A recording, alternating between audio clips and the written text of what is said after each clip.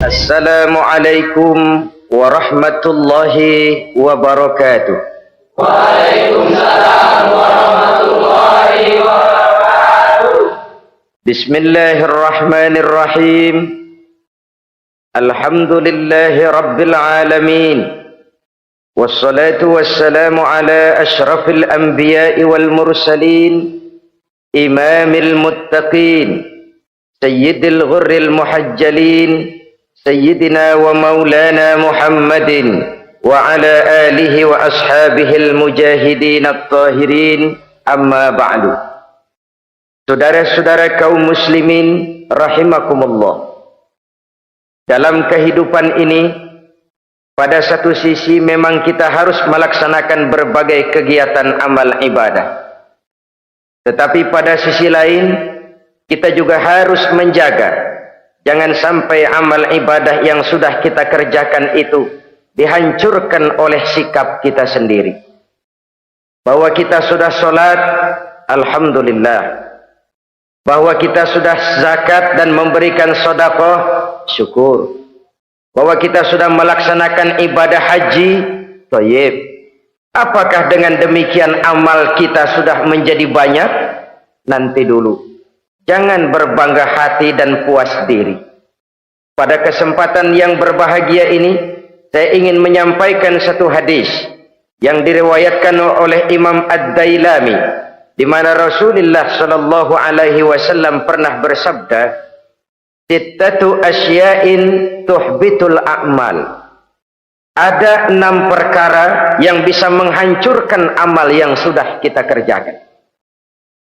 Salat yang sudah kita kerjakan itu, zakat yang sudah kita bayarkan itu, haji yang sudah kita tunaikan itu, bisa dihancurkan oleh 6 perkara ini. Nanti di akhirat, pada saat setiap orang menunggu pahala dari ganjaran amal yang ia kerjakan di dunia ini, kita menanti dan menanti, ya Rabb, mana amal kebaikan saya? Mana pahala kebajikan yang saya lakukan? Hasilnya tidak ada. Amal yang kita kerjakan dihancurkan oleh sifat-sifat yang akan kita kemukakan pada pertemuan kali ini. Yang pertama yang bisa menghancurkan amal adalah al-istighalu bi'uyubil khalqi. Orang yang terlalu sibuk mencari-cari aib dan kekurangan pada diri orang lain. Habis waktunya hanya untuk mengorek-ngorek celah orang, sementara ia lupa pada aib dan celah dirinya sendiri. Sifat seperti ini menghancurkan amal yang sudah kita kerjakan. Sedangkan baginda Nabi mengajarkan, tuba liman syaghalahu aibuhu an uyubin nas. Beruntunglah orang yang kekurangan pada dirinya menyebabkan dia sibuk sampai ia tidak sempat mencari-cari aib dan kekurangan pada diri orang lain.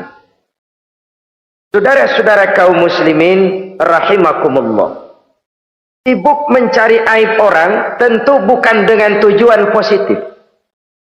Latar belakangnya kadang-kadang karena jealous, karena hasud, kecemburuan sosial. Sore, pagi, siang, malam kita korek-korek kesalahan orang dengan target hancur martabatnya, jatuh kehormatan dirinya, hilang nama baiknya, dilupakan dan terisolir dari tengah-tengah masyarakat.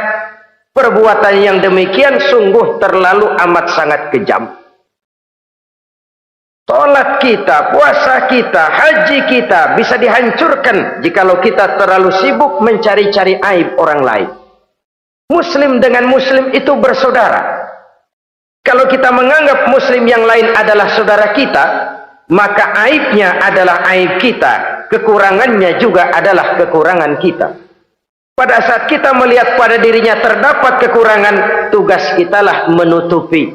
Ini yang dijamin oleh Nabi, man satara musliman satarahullahu fid dunya wal akhirah. Siapa yang menutupi aib dan celah orang-orang beriman, Allah akan menutupi aib dan celaknya di hari akhirat nanti. Zaman sekarang, zaman gosip. Zaman sekarang, zaman isu. Sehingga hal yang 1 meter pun dapat jadi 5 meter. Yang 5 meter dapat saja menjadi 10 meter. Kita sibuk membumbui hal-hal yang kita tidak tahu duduk perkara yang sebenarnya. Bahkan lebih celaka, kadang-kadang kita malah sok tahu, memberikan vonis dari sudut pandang kita sendiri. Adalah tidak bijaksana jika kita mengukur baju orang lain dengan badan sendiri. Baju orang lain kita ukur pakai badan kita, tentu saja enggak pas. Begitulah, terlalu sibuk mencari-cari aib orang lain, menghancurkan amal ibadah yang sudah kita kerjakan. Na'udzubillah, summa na'udzubillah. Kadang-kadang hadir majelis taklim di pengajian, ngaji setengah jam, ngomongin orang 2 jam setengah. Tekor, defisit, belum bergeser dari majelis taklim. Ini kan penyakit rohani, di mana kedudukan kita antara sesama muslim bagaikan satu tubuh. Kalau yang satu sakit, yang lain ikut merasakan sakit. Yang satu terhina, yang lain ikut merasakan terhina. Jadi pada saat kita melihat aib orang lain, kita ceritakan di mana-mana, kita bongkar di mana-mana, tentu satu hal yang jelas, kita tidak senang kepada orang itu. Kita tidak senang kepada orang itu. Dan kalau sudah tidak senang, maka fungsi persaudaraan bisa berubah menjadi permusuhan. Oleh sebab itu, kalau ada 2 orang berselisih, boleh kita bohong untuk mendamaikan 2 orang tadi. Misalnya si A sama si B berantem nih, jengkel, marah-marahan. Saudara datang ke rumah si A. A, saya dengar kamu lagi marahan sama B. Iya, itu si B kurang ajar, bangsat, bajingan, tengik. Pokoknya kalau ketemu awas. Ah, saya kira sih nggak begitu. A, tadi saya ketemu B, dia bilang malah kangen sama sampean. Dia pengen ketemu. Ingat masa lalu zaman sebantal berdua, sebatang rokok berdua. Dia kangen pengen ketemu. Padahal si B nggak ngomong apa-apa sama saya. Saya olah sedemikian rupa sampai si A tenang. A tenang, saya datang ke rumah B. B, katanya kamu lagi marahan sama si A. Iya tuh A, unyuk monyet. Udahlah, pokoknya kalau ketemu dia saya hantam habis. Ah, barusan saya ketemu si A, dia bilang pengen ketemu ente, pengen ngobrol kayak dulu, mengembalikan keharmonisan yang hilang, mengembalikan kehangatan persaudaraan yang lenyap. Si A tenang, si B adem. Kenapa? Karena bohong saya. Ke sana saya ademin, ke sini saya ademin. Jenis bohong seperti ini berpahala. Kenapa? Tujuannya mendamaikan orang yang sedang berselisih. Tapi kan orang bermental seperti ini jarang. Yang banyak kan tukang kompor sekarang. Taruh angetin sini, angetin, murub deh. Datang sama A, lu marahan sama B. Iya, gue kesel banget sama B. Emang? Wow. Diemang-emangin. Oh, udah dah, pokoknya gue mah kalau jadi elo takut sama si B, gue buka celana, gue pakai rok deh. Si A panas. A panas, datang ke rumah B. Komporin lagi, dua-duanya panas, koslet, terjadi perkelahian, biang iblisnya tukang kompornya. Sampai untuk mendamaikan 2 orang yang berselisih, diizinkan berdusta. Kenapa? Prinsip Islam itu islah, mencari jalan damai, bukan mengeruhkan suasana. Inilah realitas di tengah-tengah masyarakat. Enakan ngomporin daripada nyiramin. Enakan manasin daripada mendamaikan 2 orang yang sedang berselisih. Apalagi kalau kita punya kepentingan, main nimbrung aja kayak toge. Kagak ngerti urusan, nyampur aja nyampur. Toge kan begitu, toge ada laksa nimbrung, ada gado-gado ngikut, ada kredok masuk. Kagak ngerti juntrungan masalah, main nyampur aja nyampur. Ini kan tidak objektif namanya. Nah, mental seperti ini, wah, sholatnya khusyuk, zakat bayar, sedekah iya, tapi kalau suka cari-cari aib orang, jembreng kesalahan orang di mana-mana, sholatnya, puasanya, hajinya bisa dihancurkan oleh mental yang seperti ini. Jangan bangga-bangga, sholat saya sudah banyak, puasa saya hebat, mantap, haji saya tiap tahun mondar-mandir ke Mekah. Tapi kalau mental seperti ini masih ada, waspadalah. Amal yang kita kerjakan bisa hancur oleh mental, sikap mental kita sendiri. Ini yang pertama. Yang bisa menghancurkan amal terlalu sibuk mencari-cari aib orang lain. Satu. Yang kedua, saudara-saudara, wa qaswatul qalbi. Orang yang hatinya keras, tidak mempan diberikan nasihat. Baik nasihat yang datang dari luar dirinya ataupun nasihat yang datang dari dalam dirinya. Hatinya keras. Dikasih muka tembok, kulit badak, kuping kebo. Makhluk apa namanya itu? Wallahu a'lam. Rai gedek. Pantas ya kalau kita lihat sejarah, Islam itu turun di semenanjung Arabia sebagai test case. Masyarakat Arab 14 abad yang lalu dikenal keras, kasar, brutal, primitif dari berbagai aspek kehidupan. Standar kalau di tengah masyarakat yang begitu keras Islam berhasil, masyarakat lain lebih mudah masuk. Rasulullah diutus di Cianjur lalu dakwahnya sukses, saya nggak kagum. Paling-paling datang Nabi ke Cianjur disambut dengan ramah. Enggak, Rasul. Aya nama kumaha Rasul wae aya nama saja. Pasti aman, damai, tidak ada cerita perang. Tapi Masya Allah, turun di tengah satu struktur sosial yang keras, kasar, primitif. Menghadapi orang yang hatinya keras seperti ini, apa prinsip kebijaksanaan yang dilaksanakan oleh Rasul dalam menerapkan syariat Islam? Pertama, at-tadrij fit tasyri'. Dalam melaksanakan syariat, prosesnya melalui tahapan. Contoh, jahiliyah dulu itu paling senang sama mabuk, geng, pinteler. Oh, jahiliyah itu kalau sudah mabuk nggak cuman minum, mandi pakai arak. Subhanallah, mandi pakai arak. Menghadapi masyarakat yang seperti ini, apa strategi syariat Islam? Mula-mula ayat yang turun, yas'alunaka 'anil khamri wal maisir qul fihima ismun kabirun wa manafi'un linnas. Mereka bertanya kepada Muhammad tentang arak. Katakan, arak itu ada manfaatnya tapi juga ada bahayanya. Bahayanya lebih besar daripada manfaatnya. Tidak diharamkan dulu, tidak, cuman dikasih sen. Teler emang enak, melayang ke langit. Cuman ada bahayanya. Bahayanya lebih besar daripada manfaatnya. Dikasih gambaran, dikasih sen. Tidak diharamkan mutlak dulu, tidak. Bertahap dikit dulu. Nih. Urusannya begini nih. Ada manfaatnya, tapi ada bahayanya. Bahayanya lebih besar daripada manfaatnya. Jak rasio berpikir. Setelah tahu bahayanya lebih besar, kan dikit-dikit mulain jauh. Mulain ngurangin, jaga jarak. Setelah ada jarak, turun peringatan kedua.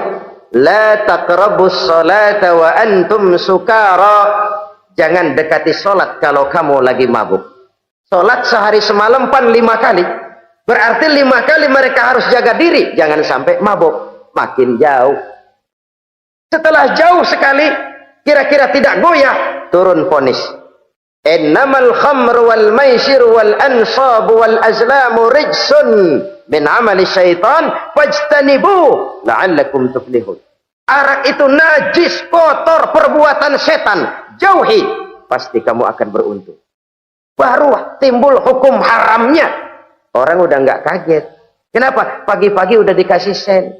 Bahayanya lebih besar. Kalau sholat jangan, kalau mabuk jangan mendekati sholat. Makin jauh. Ini tahapan. Sama juga kita kan. Begitu jebrol lahirnya cuman susu ibu. Gedean dikit sang ambon. Kan gitu. Gedean dikit pisang ulek. Gedean dikit nasi. Udah gede bener jengkol jijelin. Proses. Coba bayi begitu lahir kasih pisang batu, tenggeng. Gak kuat menerima, belum waktunya. Ini proses yang dilaksanakan oleh strategi syariat Islam untuk mengobati penyakit qaswatul qalbi ini, keras hati. Syariatnya bertahap, tidak drastis. Tidak kalau sudah begitu ya mesti begitu, tidak. Konsep kedua, taklilut takalif, menyedikitkan beban. Coba kita lihat seluruh konsep agama, kalau kemampuan melaksanakan perintah berkurang, stressing perintahnya ikut turun. Angkat tuh beras 100 kilo. Nggak kuat pak, 30 kilo dulu deh. Ntar balik lagi, lama-lama juga habis. Ini konsep untuk mengobati qaswatul qalbi. Bertahap. Semua perintah agama itu begitu. La yukallifullahu nafsan illa wus'aha. Allah tidak memberikan beban kecuali sesuai dengan kemampuan yang dimiliki oleh seseorang. Kalau kemampuan melaksanakan perintah berkurang, stres perintahnya juga ikut menurun. Salat wajib diri. Kalau mampu.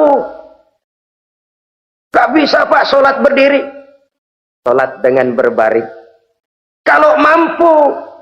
Berbaring gak bisa pak. Pinggang kurap. Salat pakai isyarat.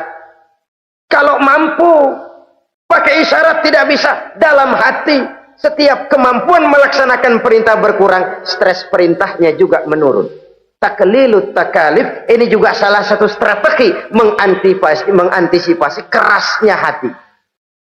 Nah,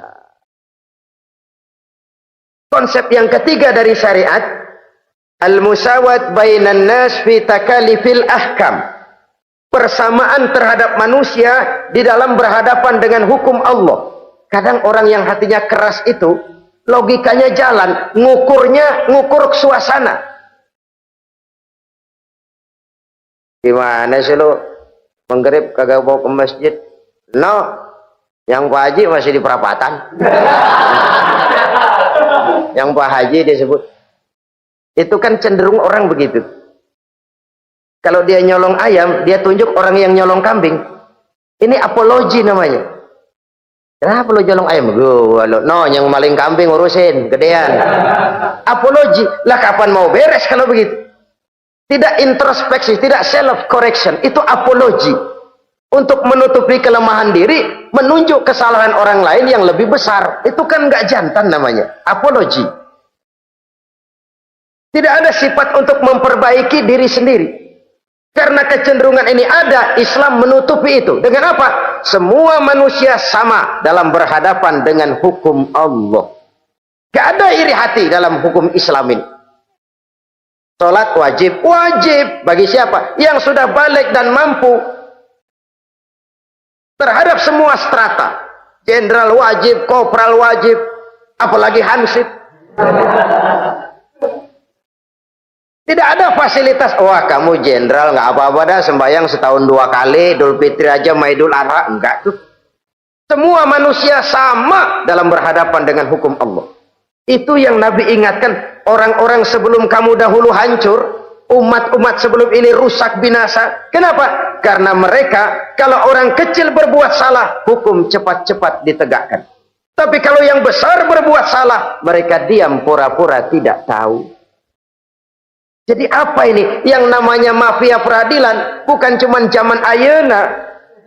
Sejak zaman sebelum Islam, Nabi sudah mengingatkan. Mereka dahulu hancur. Kenapa? Kalau orang kecil berbuat salah, hukum buru-buru ditegakkan.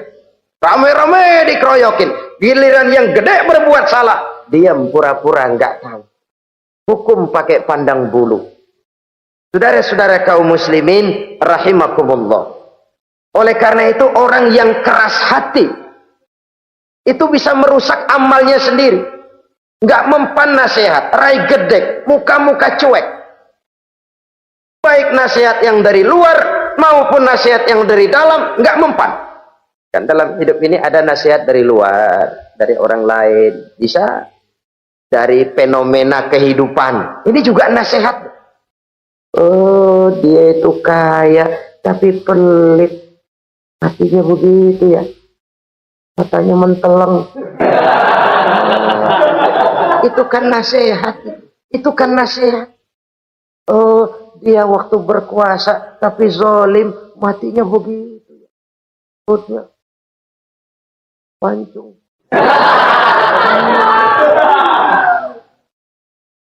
Fenomena kehidupan yang kita lihat, yang kita dengar, yang kita saksikan, itu semuanya bisa nasihat.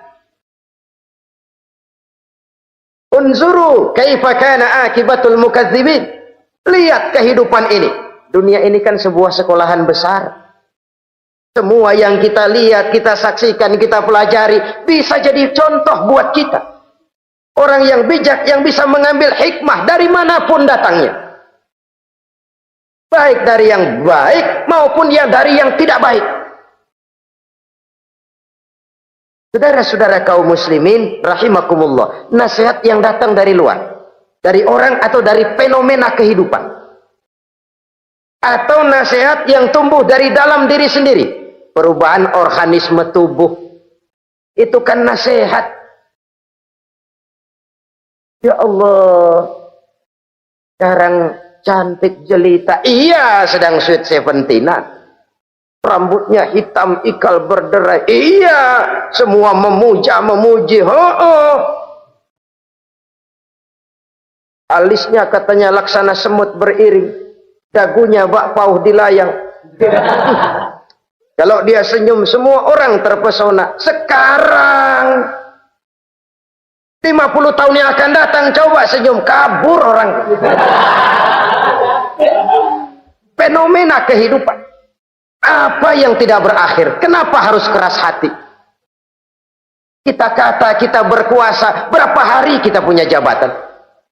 Kita kata kita kaya, berapa banyak harta kita? Kita kata kita alim, kita tahu. Apa yang kita tahu dari semesta jagat raya ini? Lalu apa yang tidak berakhir? Korun yang katanya kaya, mati itu. Fir'aun yang katanya gagah, mati. Napoleon Bonaparte, the Lion of Europe, singa daratan Eropa, mati. Saking matinya, mati.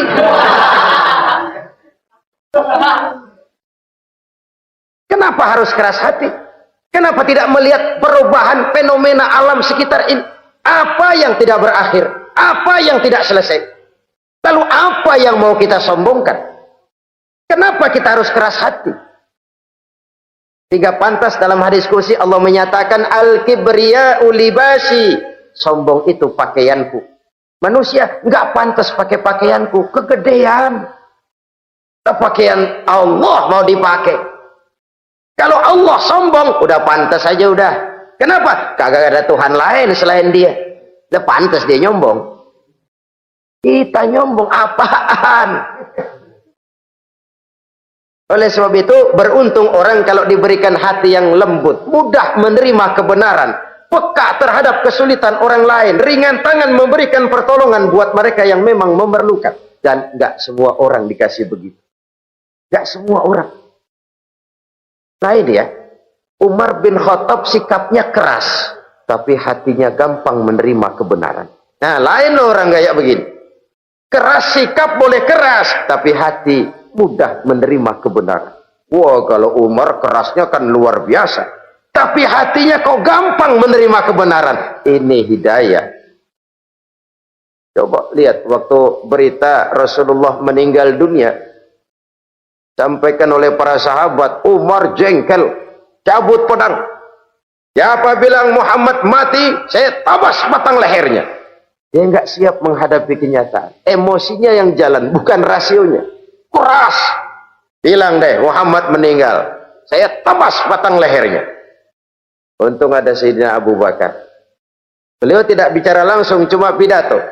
Ayyuhan nas, man kana ya'budu Muhammadan fa inna Muhammadan qad mata. Wa man kana ya'budu Allah fa inna Allah hayyun la yamut. Hai manusia, siapa yang menyembah Muhammad, Muhammad sudah meninggal. Tapi siapa yang menyembah Allah, Allah maha hidup dan tidak akan pernah mati buat selama-lamanya.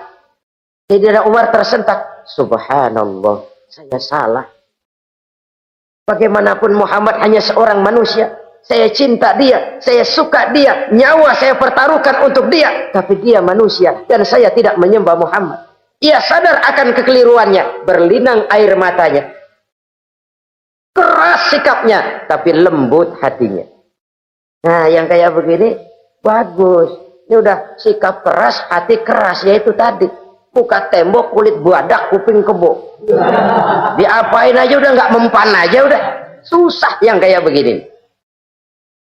Saudara-saudara, ma'asyiral muslimin rahimakumullah. Jadi yang kedua yang bisa menghancurkan amal kita, orang yang hatinya keras. Wah. Yang ketiga sekarang, yang bisa menghancurkan amal kita itu wa hubbud dunya. Orang yang terlalu cinta kepada dunia. Nih, pakai kalimat terlalu ya. Kalau sekadar cinta kepada dunia, why not? Kita cinta anak dan istri, wajar. Kita cinta harta benda, tentu.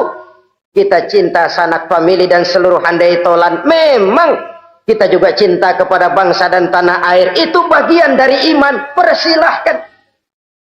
Yang tidak boleh itu kalau sudah pakai kalimat terlalu. Terlalu. Sebab kalau sudah terlalu, itu sudah di luar kontrol. Orang lalu menghalalkan segala cara. Terlalu cinta kepada jabatan, akhirnya bergeser. Sholat menghadap Allah. Dengar mau pindah jabatan ke tempat kering, gerasak gerusuk nyari dukun. Ini kan namanya iya kana budu wa dukun nasta'in. Nggak bisa wong itu satu paket. Kalau iya kana budu wa iya kana nasta'in. Kalau hanya kepadamu ya Allah kami menyembah, hanya kepadamu kami minta tolong. Ini paket, jangan dipisah-pisah. Menyembahnya kepada Allah, minta tolongnya kepada yang lain. Sinkret, bercampur. Iya, kalau es campur enak. Tapi kalau agama dicampur dengan yang lain, nggak enak rasanya. Sama juga begini, ada gelas ya. Kalau sepenuhnya diisi bensin, itu ketahuan, bisa diminum motor. Kalau sepenuhnya diisi air putih, jelas bisa diminum orang. Tapi begitu separuh diisi bensin, separuh diisi air putih, kacau dah. Motor minum, mogok. Orang minum, mabok. Dijual juga nggak laku. Kenapa? Sinkret. Maka Allah pesan, wala talbisul haqqa bil batil. Jangan kau campur aduk yang hak dengan yang batil. Saudara-saudara kaum muslimin rahimakumullah. Begitulah terlalu cinta kepada dunia sering menyebabkan orang out of control. Bergeser dari garis yang telah ditentukan oleh Allah. Apalagi di zaman sekarang ini. Persaingan hidup makin tajam. Tensi ekonomi semakin tinggi. Gaya hidup semakin konsumtif. Sementara lapangan kerja semakin sulit. Orang kadang kehilangan harga diri untuk mencapai sesuatu yang bernama dunia, lalu menghalalkan segala cara. Sebab itu jangan korbankan keabadian akhirat dengan kesenangan dunia yang cuma sebentar ini. Jangan sia-siakan keabadian akhirat dengan kesenangan dunia yang kadang fata morgana ini. Cintailah dunia, tapi sekadarnya saja. Sebagai ladang untuk menanam bagi kepentingan di akhirat nanti. Terlalu cinta kepada dunia bisa menghancurkan amal yang sudah kita kerjakan. Ini yang ketiga. Yang keempat, wa qillatul haya. Orang yang sedikit rasa malunya. Rasa malu merupakan bagian daripada nilai-nilai keimanan. Apabila rasa malu berkurang, artinya nilai iman juga ikut menurun. Kita melihat sekarang ini banyak orang pakai pepatah Arab dalam hidup ini. Bul ala zamzam fatu'raf, kata orang Arab. Kalau kepengen terkenal, kencingi sumur Zamzam. Itu bakal ngetop ke seluruh dunia. Sumur Zamzam dikencingin. Itu akan terkenal ke seluruh dunia. Terkenal apanya? Terkenal gilanya. Jadi apa maksud pepatah ini? Kalau pengen cepat terkenal, bikin yang aneh-aneh, yang orang lain nggak kerjain, yang orang lain nggak pakai. Nanti kan aneh dilihat orang. Kalau dilihat orang kan cepat ngetop. Pantas apa tidak nomor 18. Yang penting terkenal aja dulu dah. Artinya apa? Rasa malu dikuburin, rasa malu disingkirin. Kalau sudah sedikit rasa malu, tidak terhalang melakukan perbuatan-perbuatan yang negatif. Satu contoh. Tujuan utama diperintahkan berpakaian itu kan menutup aurat. Tapi Rasul pernah mengatakan, satu saat nanti akan muncul perempuan, nisaun, kasiyat, ariyat, ma'ilat, mumilat, ru'usuhunna ka'asnimatil bukhtil ma'ilat. Welcome, ladies and gentlemen.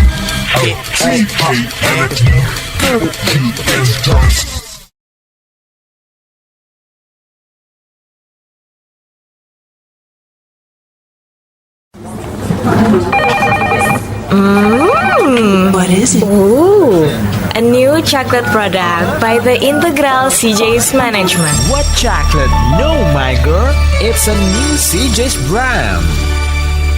Kepalanya ditata begitu rupa persis kayak punggung onta. Itu rambut lagu apa tahu deh. Ini kan fenomena berpakaian tapi telanjang. Kenapa? Yang dikejar mode, yang dikejar merek. Kiblatnya Paris, London, Roma. Imamnya siapa? Pierre Cardin, Christian Dior, Escada, Etienne Egner. Merek yang dikejar, mode yang dikejar, aurat pontang-panting. Ditambah oleh tayangan-tayangan berbagai iklan yang merangsang anak-anak kita untuk hidup konsumtif. Iyo. Cocok iya jeng urang yo. Terangsang dia untuk konsumtif, dihadapkan kepada kenyataan. Suasana ekonomi nggak menunjang, orang tua lemah ekonominya. Dia lihat sekelilingnya, ternyata yang lain juga begitu. Banyak teman senasib, kumpul. Disingkirkan rasa malu.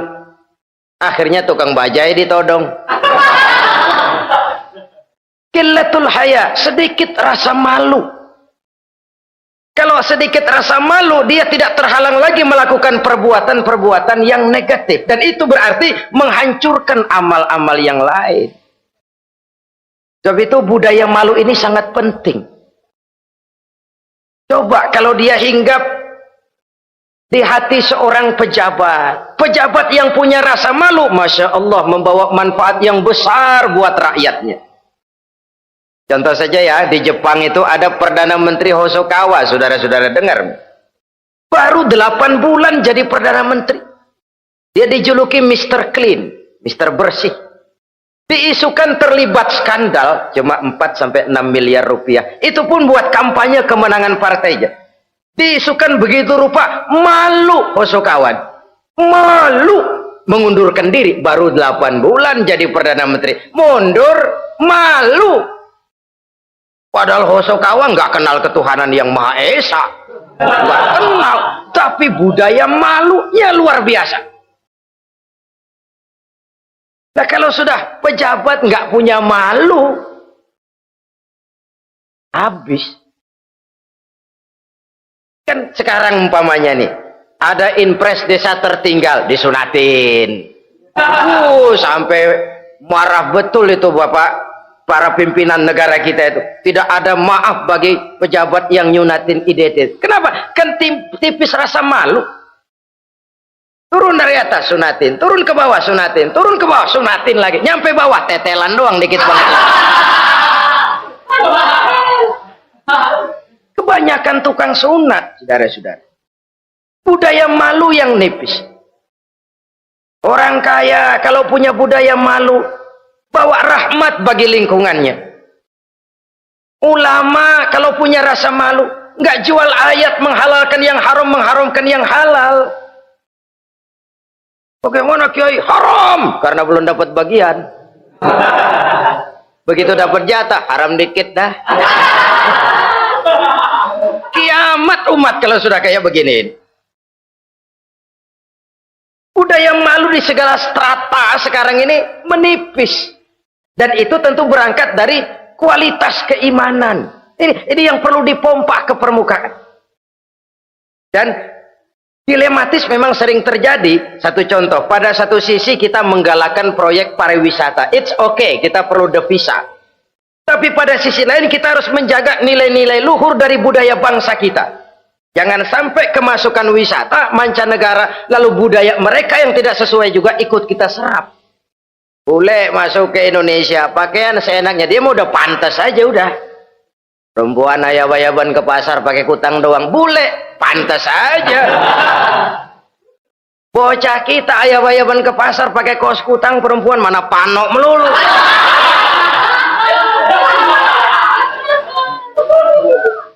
Menipisnya budaya malu. Ada standar bahwa mode. Hal kedua, merek apalagi. Yang pertama itu menutup aurat dari sisi berpakaian saja.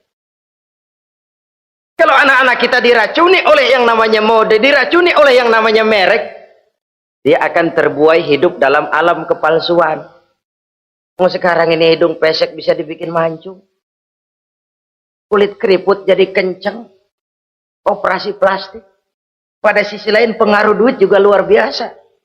Ya aki-aki keriput kalau habis gusuran kenceng lagi.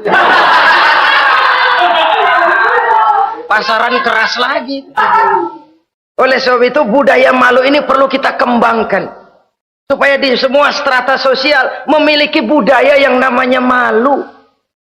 Sederhana memang, tapi tidak semudah mengucapkannya.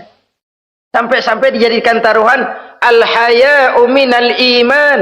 Rasa malu itu bagian daripada iman.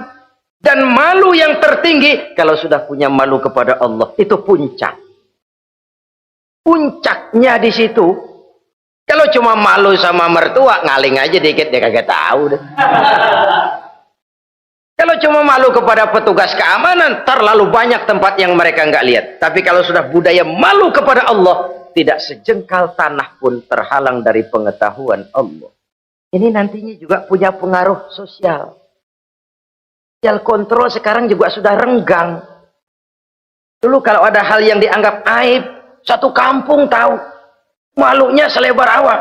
Sekarang budaya hidup sudah individualis.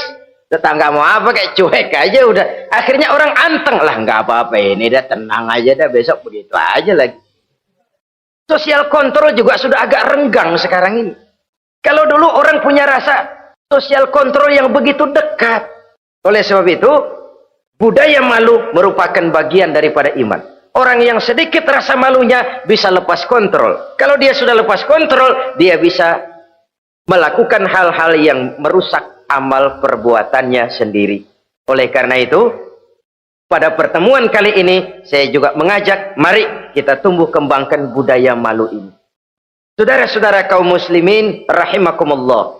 Yang kelima, yang bisa menghancurkan amal kita, watulul amal. Orang yang terlalu panjang angan-angannya. Hidup dalam bayangan. Kakinya tercabut dari alam realitas. Mengharap burung terbang tinggi, tapi punai di tangan cepat-cepat dilepas. Akhirnya burung di tangan terlepas, punai juga tidak datang. Terlalu panjang angan-angan. Hidup cuma nunggu keajaiban. Yang diwiridin jikalau. Orang sudah kemana-mana, dia masih anteng. Jikalau, andai kata, umpama misalnya. Islam bukan agama orang pemalas yang selesai sholat lalu berpangku tangan. Ada orang yang cuma sujud saja rezekinya mengalir. Ada orang yang cuma munajat di keheningan malam, rezekinya mengucur. Ada, tapi kan bukan kelas kita. Itu kelas antara dia dengan Allah, tidak ada jarak lagi. Orang-orang yang batinnya bersih, doanya didengar, permohonannya dikabulkan, permintaannya cash. Kalau kita bisa bayang cuma nadah doang, nggak mau usaha, paling banter orang undang tahlil kita. sebesek campur geretan dulu. Kita ini tahap yang bekerja, berusaha, berdoa, tawakal. Pernah dalam satu sholat Jumat Rasulullah di masjid, ada seorang sahabat Badui datang dari pedalaman mau sholat Jumat, turun dari onta cepat-cepat masuk ke masjid. Ditegur oleh Rasul, ontamu sudah kamu ikat? Belum ya Rasul. Kenapa? Saya tawakal kepada Allah. Marah Rasul. Keluar, ikat ontamu, masuk lagi ke masjid, baru tawakal.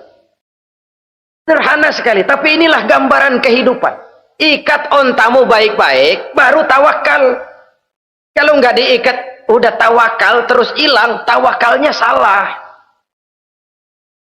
Sudah diikat rapi-rapi masih hilang juga, nah tawakalnya benar. Sudah usaha, sudah ikhtiar, toh hilang juga. Gambarannya sederhana, ikat ontamu baik-baik, lalu masuk ke masjid, barulah engkau bertawakal. Jangan onta dibiarin keliaran lalu tawakal, tawakalnya yang salah. Saudara-saudara kaum muslimin rahimakumullah. Islam mengajarkan keseimbangan. Kita wajib berusaha, tapi tidak wajib untuk berhasil. Hasil itu hak prerogatifnya Allah. Berusahalah sebagaimana harusnya di satu sisi, tapi minta tolonglah kepada Allah di sisi lain. Ada keseimbangan. Orang yang terlalu panjang angan-angannya biasanya malas bekerja. Terangsang ngejar kerjaan yang gede, yang kecil kagak dikerjain. Akhirnya yang kecil lewat, yang gede kagak datang. Padahal rezeki itu kan yang penting mudawamahnya ya, rutinnya.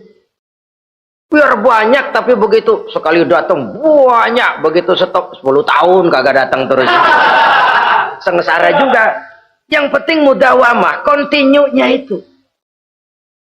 Biarin duit sih banyak, asal rutin aja.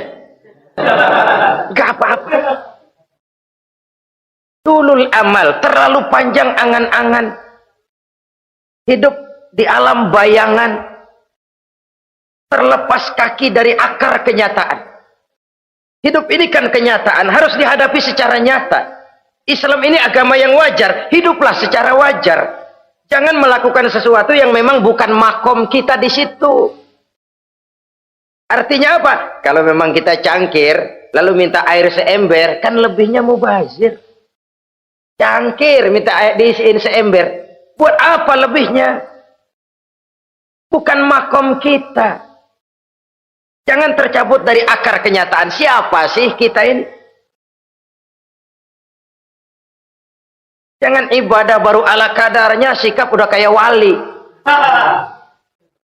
Iyalah kalau wali cuma sujud, permohonannya makbul. Kenapa? Dia dengan Allah itu nggak ada jarak. Kita, lapisan dosa kita yang bikin jarak. Makanya sering dijelaskan ya, kalau ada hadis, siapa yang baca Bismillahirrahmanirrahim, dia lewat di atas air, beku itu air, dia bisa jalan di atas air. Bismillah saja bisa jalan di air. Tapi kan soalnya kemudian, Bismillahnya orang yang bagaimana? Model kita, maaf lah, 1000 kali baca Bismillah, lewat di empang, tenggelam kita mah. Bukan bismillahnya yang lain. Yang baca mentalnya, pribadinya yang lain. Makom kita belum di situ. Kalau memang makom kita masih harus berusaha, berusaha. Bahwa nanti Allah berikan rizki lewat jalan yang tidak kita sangka-sangka, itu sih urusan Allah. Itu sih haknya Allah. Tapi urusan kita harus berusaha sebagaimana harusnya kita berusaha. Ya, emang jodoh dari Tuhan, apanya pakai nyari, nanti juga aja datang cuma nenek-nenek kali.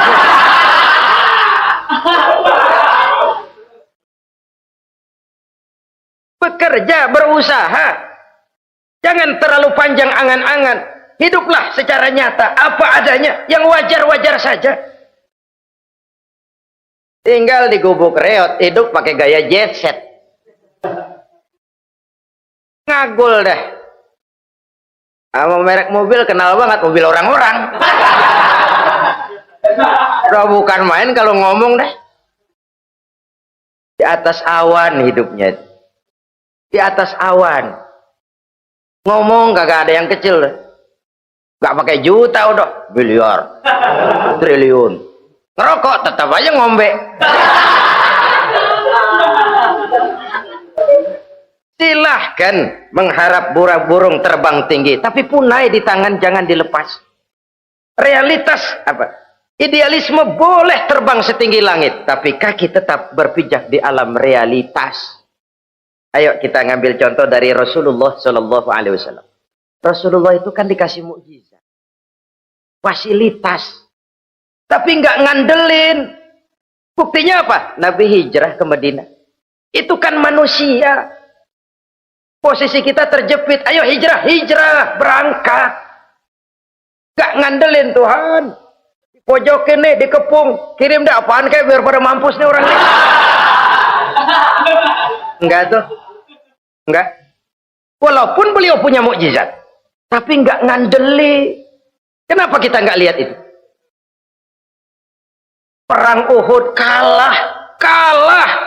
Berlumur darah dari kakinya yang mulia itu. Kalau ngandelin mukjizat, apa pantas Nabi kakinya sampai berdarah? Apa pantas sampai kalah? Kenapa enggak rekes, simsalabim, hancur musuh? Tidak, beliau tidak tercabut dari akar kenyataan. Beliau manusia, hidup dan berjuang secara manusiawi. Perkara Allah mau kirimkan mukjizat, itu haknya Allah. Waktu di Taif, saudara masih ingat, dilontari dengan batu, menghindar ke kebun anggur. Turun malaikat Jibril, Muhammad, innallaha amaroni an uti'ak. Allah perintahkan saya datang menemuimu di sini untuk mendengar komandomu. Sekarang apa mau kamu? Kalau mau kau orang Taif yang melontari kau dengan batu hancur, saat ini saya angkat Jabal Uhud, saya timpakan mereka biar mati semua. Bagaimana? Dalam keadaan terpojok, dilemparin batu, dikeroyokin, menghindar ke kebun anggur, turun Jibril nawarin bantuan. Apa jawab Nabi? Jangan Jibril, jangan. Saya diutus bukan buat ngancurin orang, saya ini rahmah bagi alam. Tapi kamu disambitin, biarin. Saya berjuang jangka panjang Jibril. Kalau sekarang mereka ingkar, barangkali nanti anak-anaknya mau beriman, saya tungguin anak. Kalau anaknya kafir lagi Muhammad, cucunya. Oh, susah Muhammad, susah. Kenapa? Bagaimana bapak, begitu anak. Gak begitu. Lalu mau kamu apa? Saya mendoakan mereka. Allahumma hdi qaumi fa innahum la ya'lamun. Ya Allah, berikan hidayah kepada mereka yang nyambitin saya. Karena mereka nggak tahu. Disambitin, berdarah, yang nyambitin didoakan. Pada satu sisi ini menunjukkan tingginya akhlak Nabi. Pada sisi lain ini menunjukkan Nabi juga mengatur strategi secara manusia. Tidak simsalabim. Tidak tercabut dari akar kenyataan. Padahal kita kalau lagi kepepet ada yang nolongin, kan demen banget. Kali mah kalau kita yang jadi nabi tuh, disambitin orang, turun Jibril, bagaimana hancurin? Sikat Jibril dah. Habisin aja, habisin. Hijrah ini usaha ikhtiar manusiawi. Perang kalah manusiawi. Putra tercinta wafat, berlinang air mata, manusiawi. Sakit, manusiawi. Padahal punya mukjizat. Tapi nggak ngandelin. Semua nabi juga gitu. Nabi Musa dikasih tongkat. Tapi berapa kali tuh tongkat dipakai? Waktu ngelawan tukang sihir, waktu nyebrang di Lautan Merah. Itu aja. Selebihnya Nabi Musa berjuang secara manusia, berusaha. Gak mentang-mentang punya mukjizat tongkat, tiap dapat kesulitan, awas tongkat.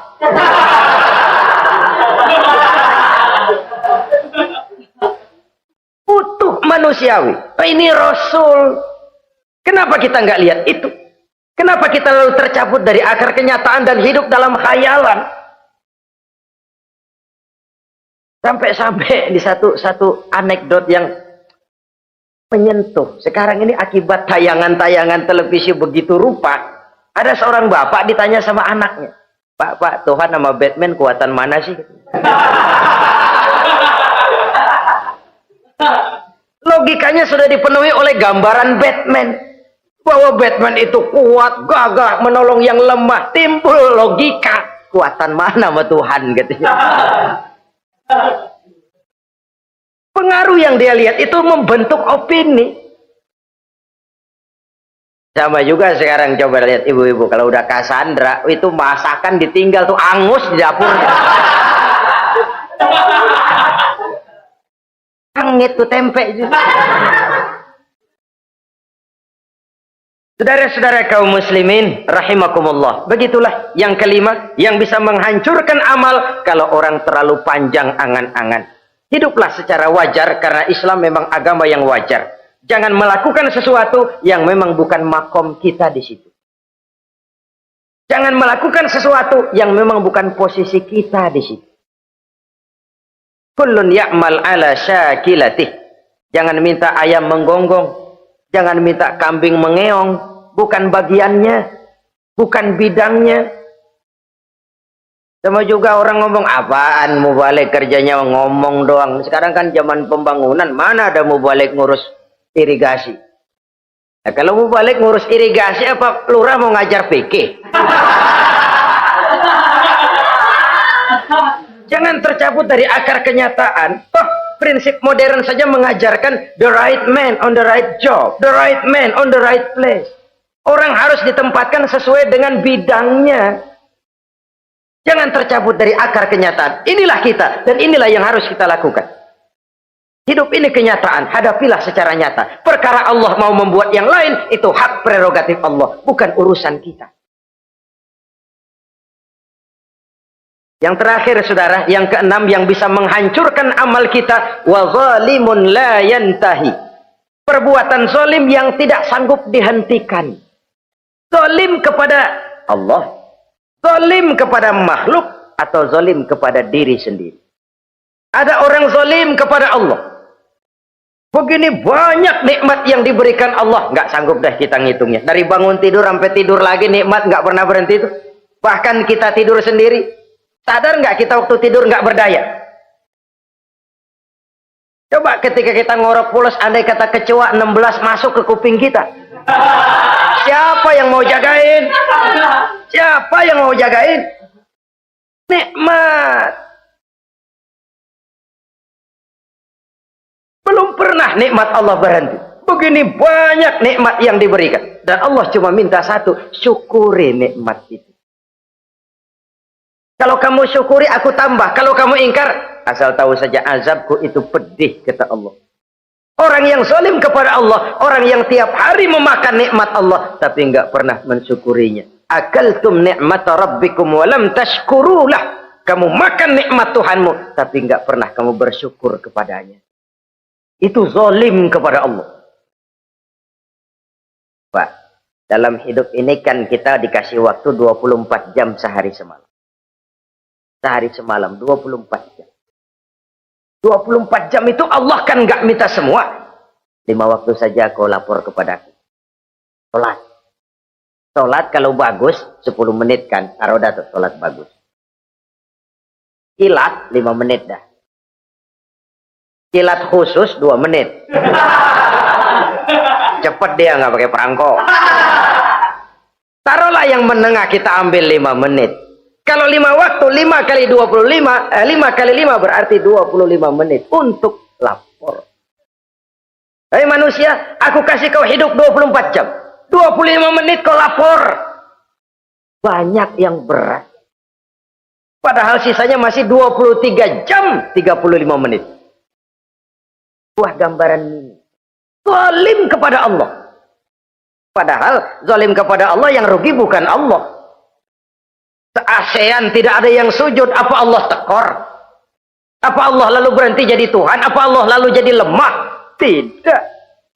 Zalim kepada Allah artinya juga zalim kepada diri sendiri. Lalu zalim kepada sesama makhluk. Kadang tidak kita sengaja. Karena itu dalam Islam tidak ada kebebasan mandiri. Ya contohnya ya, kita beli radio, kita setel di rumah kita sekeras-kerasnya. Terus dalam hati nih, radio gue, beli gue pakai duit gue setel di rumah gue sekeras-kerasnya. Urusan apa sama orang? Kata kita, tetangga kita kan boleh juga ngomong begitu. mata gue, yang ngantuk gue tidur di kamar gue. Ngapa suara radio lu masuk kemari? Ini kebebasan saya nyetel radio dibatasi oleh kebebasan tetangga saya yang mau tidur. Kalau saya perturutkan nafsu saya sudah zalim kepada dia. Zalim kepada orang lain. Dan yang banyak tidak kita sadari, zalim kepada diri sendiri. Membiarkan diri hanyut dalam munkarat dan tanpa ada usaha untuk menghentikannya. Tidak ada orang yang bisa mencelakakan diri kita terus menerus kalau bukan diri kita sendiri. Tidak ada yang bisa menyelamatkan diri kita kalau bukan kemauan kita yang tinggi untuk menyelamatkannya. Allah sudah ciptakan kita dalam bentuk yang paling mulia. Fi ahsani taqwim. Dari sekian banyak makhluk yang diciptakan Allah, tidak ada yang sekomplit, seindah, secantik manusia. Ini harus dijaga. Jangan posisi yang sudah tinggi ini kita rendahkan sendiri. Fi ahsani taqwim posisi kita, tapi kita rendahkan, kita kembali asfala safilin. Posisi yang paling rendah, kita zalimi diri kita sendiri. Karena itu, zalim kepada Allah, zalim kepada orang lain, zalim kepada diri sendiri, akarnya sama, mendatangkan kerugian dan bisa merusak amal yang sudah kita kerjakan. Oleh karena itu, mari sama-sama kita berusaha. Pada satu sisi kita melaksanakan amal ibadah sebagaimana yang seharusnya, tapi pada sisi lain kita menjaga nilai-nilai ibadah. Jangan sampai hancur oleh perbuatan kita sendiri. Sekianlah jumpa kita kali ini. Insya Allah kita lanjutkan di lain kesempatan. Terima kasih atas segala perhatian. Mohon maaf atas segala kekurangan. Usikum wa nafsi bitaqwallah. Wassalamualaikum warahmatullahi wabarakatuh.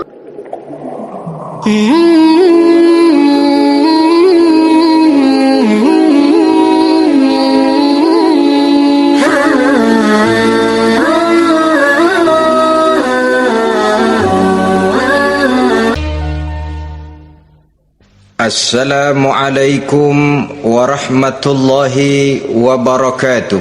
Waalaikumsalam warahmatullahi wabarakatuh. Bismillahirrahmanirrahim. Alhamdulillahi rabbil alamin.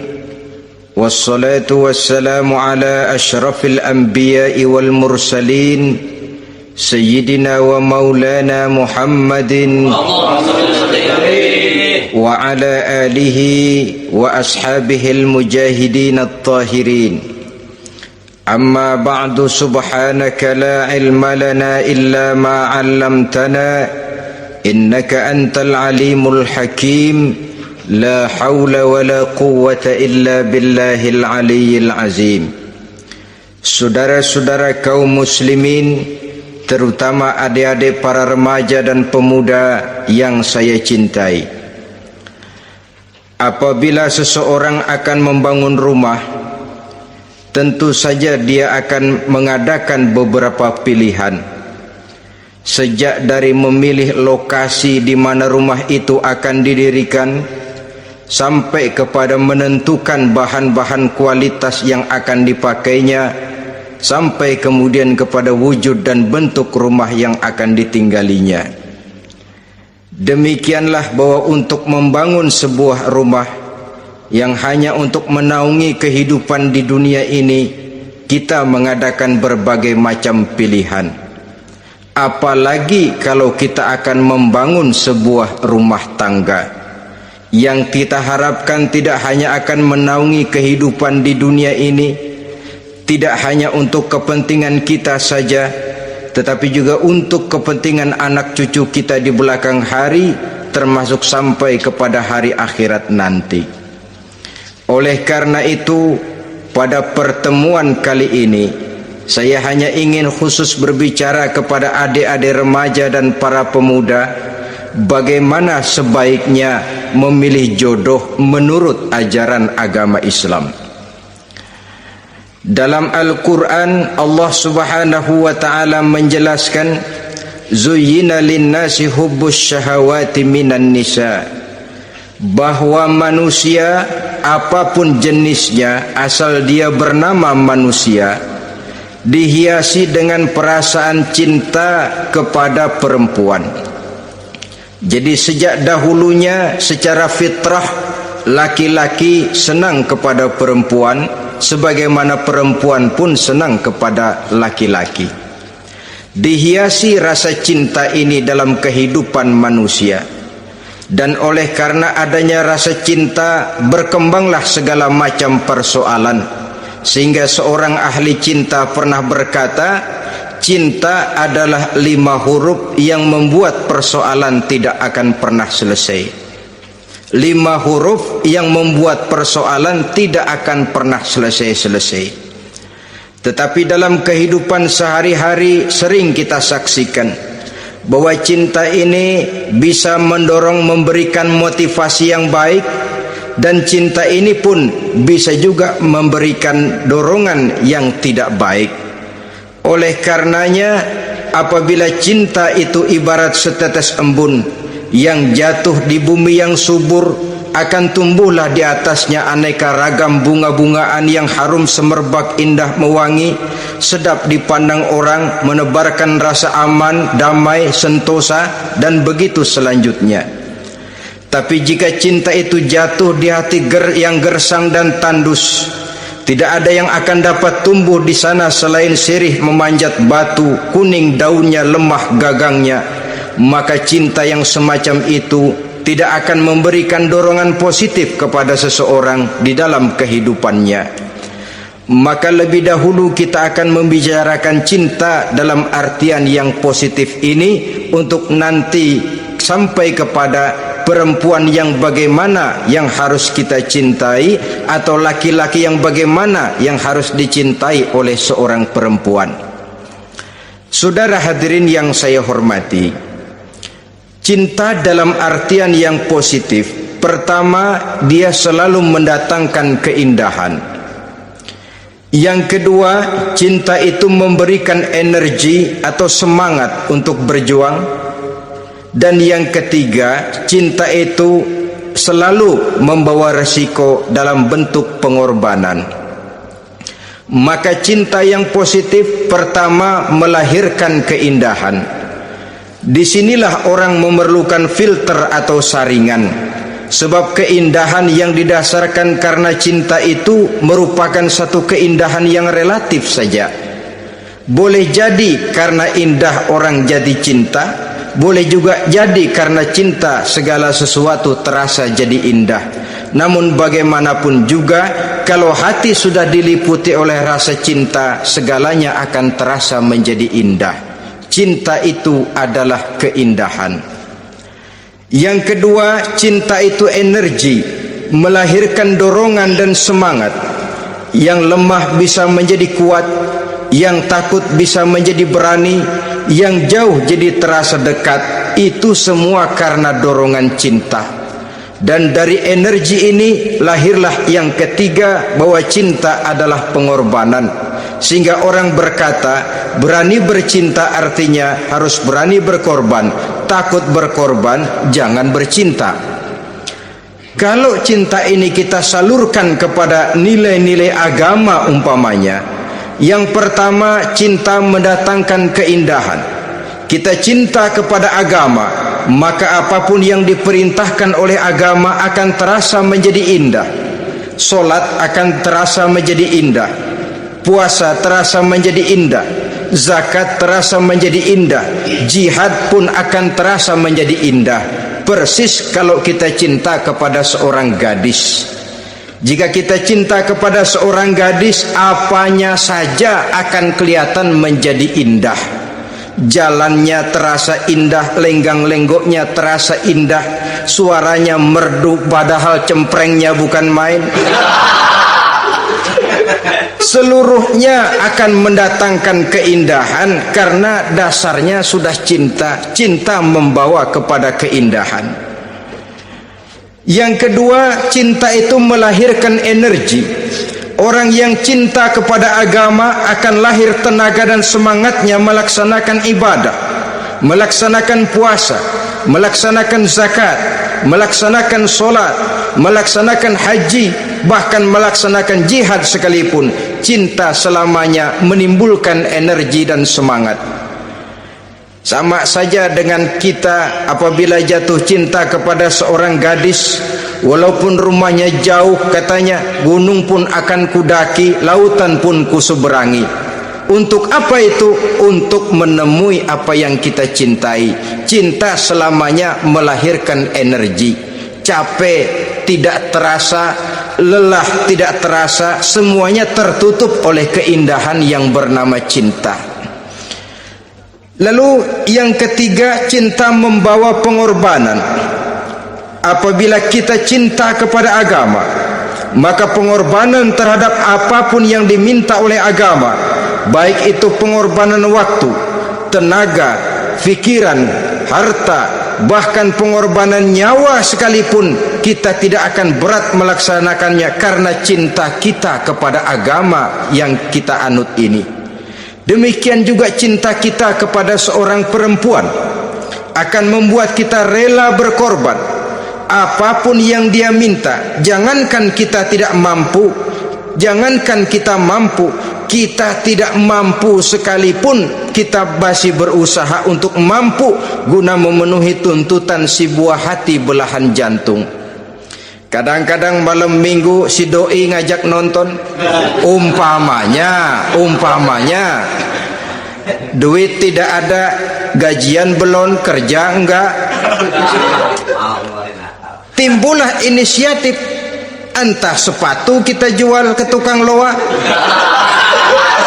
entah celana mampir dulu ke tempat lain, yang penting kita berkorban untuk memenuhi permintaan si buah hati belahan jantung. Ketika itu pengorbanan sudah tidak kita rasakan lagi. Bahkan pengorbanan yang paling pedih sekalipun, dalam gurau, dalam bercanda misalnya, dicubit kita oleh kekasih kita, pedih bukan main, terkelupas kulit, mengalir darah, bukan nangis, nyengir, malah kadang-kadang minta tambah dicubit lagi. Itulah romantikanya cinta, sanggup membuat orang berkorban, melahirkan energi dan semangat, menambah keindahan dalam kehidupan, sepanjang dia dalam artian yang positif. Kalau demikian masalahnya, di dunia yang penuh dengan perbenturan nilai sekarang ini, orang sering salah jalan bagaimana memilih jodoh untuk membangun rumah tangga yang bahagia. Jangan lupa bahwa membangun rumah tangga ini bukan hanya untuk 1-2 bulan, bukan hanya untuk 1-2 tahun, bahkan bukan cuma untuk kehidupan dunia, lebih daripada itu pun untuk menunjang kebahagiaan di akhirat. Oleh karenanya, memilih jodoh bukan satu hal yang mudah, bukan satu hal yang bisa dilaksanakan sambil lalu, tetapi memerlukan penelitian, memerlukan pengamatan yang mendalam. Apa petunjuk agama tentang itu? Dengan kata lain, bagaimana seharusnya seseorang memilih jodoh dalam kehidupannya? Ini tentu saja sumbangan moral buat adik-adik remaja dan para pemuda yang lagi kebingungan memilih jodoh, atau barangkali buat bapak-bapak yang kepengen nambah lagi.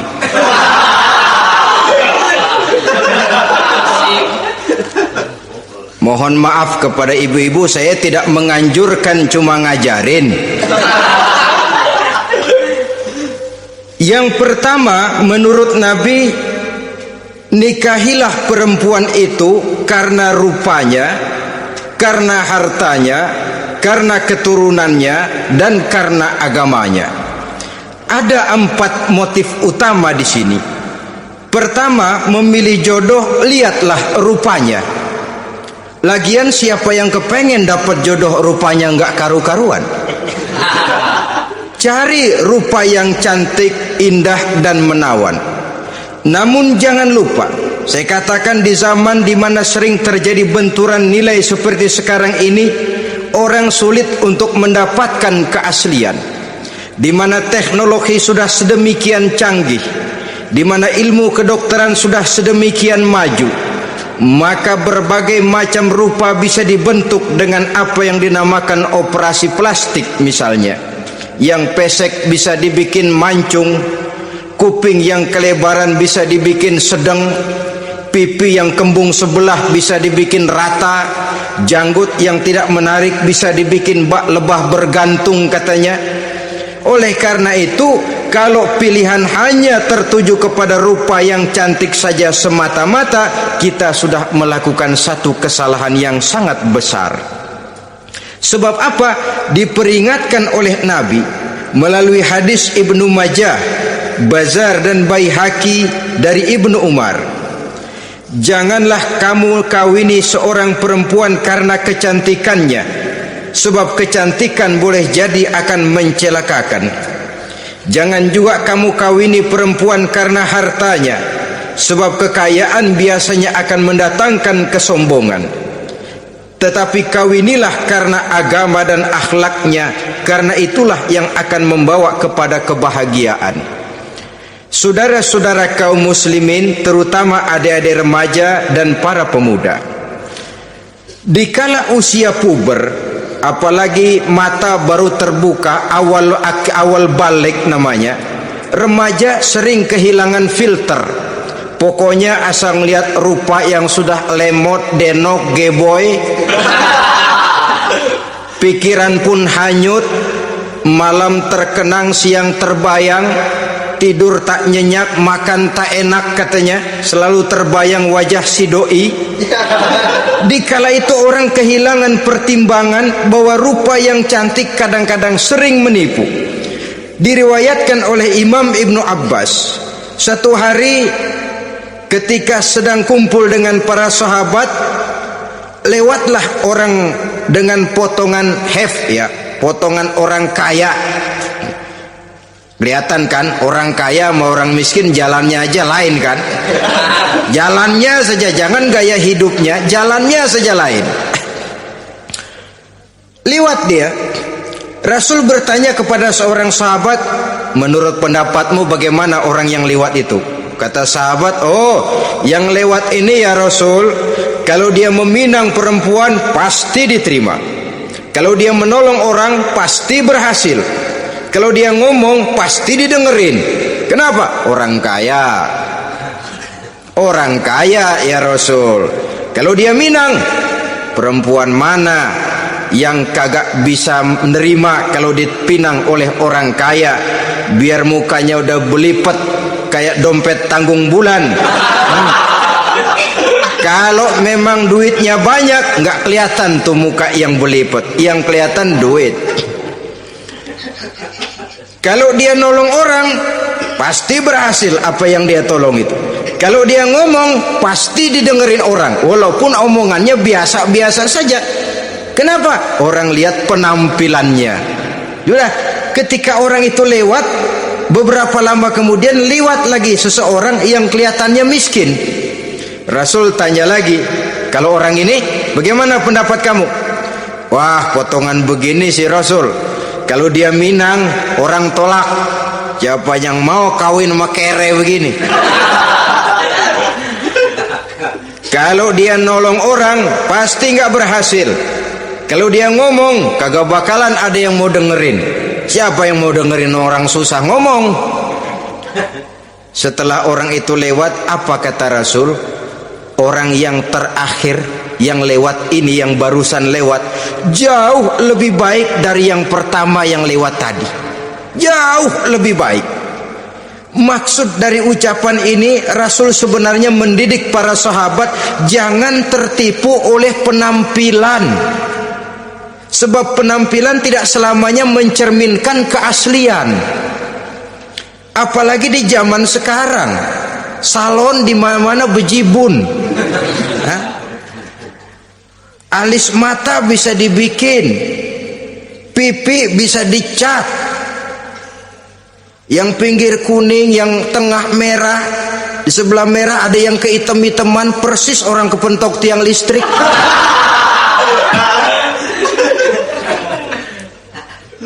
Kecantikan yang artifisial, kecantikan yang bukan alami. Karena itu silakan saja cari yang cantik, tapi jangan terpaku sampai di situ. Sebab kecantikan di samping dia mudah berubah oleh pergeseran masa dan pertukaran waktu, ternyata penampilan tidak selamanya mencerminkan keaslian. Lain hari seorang sahabat pernah mengadu, "Ya Rasul, ada apa? Inna imraati la turaddu yadul lamis."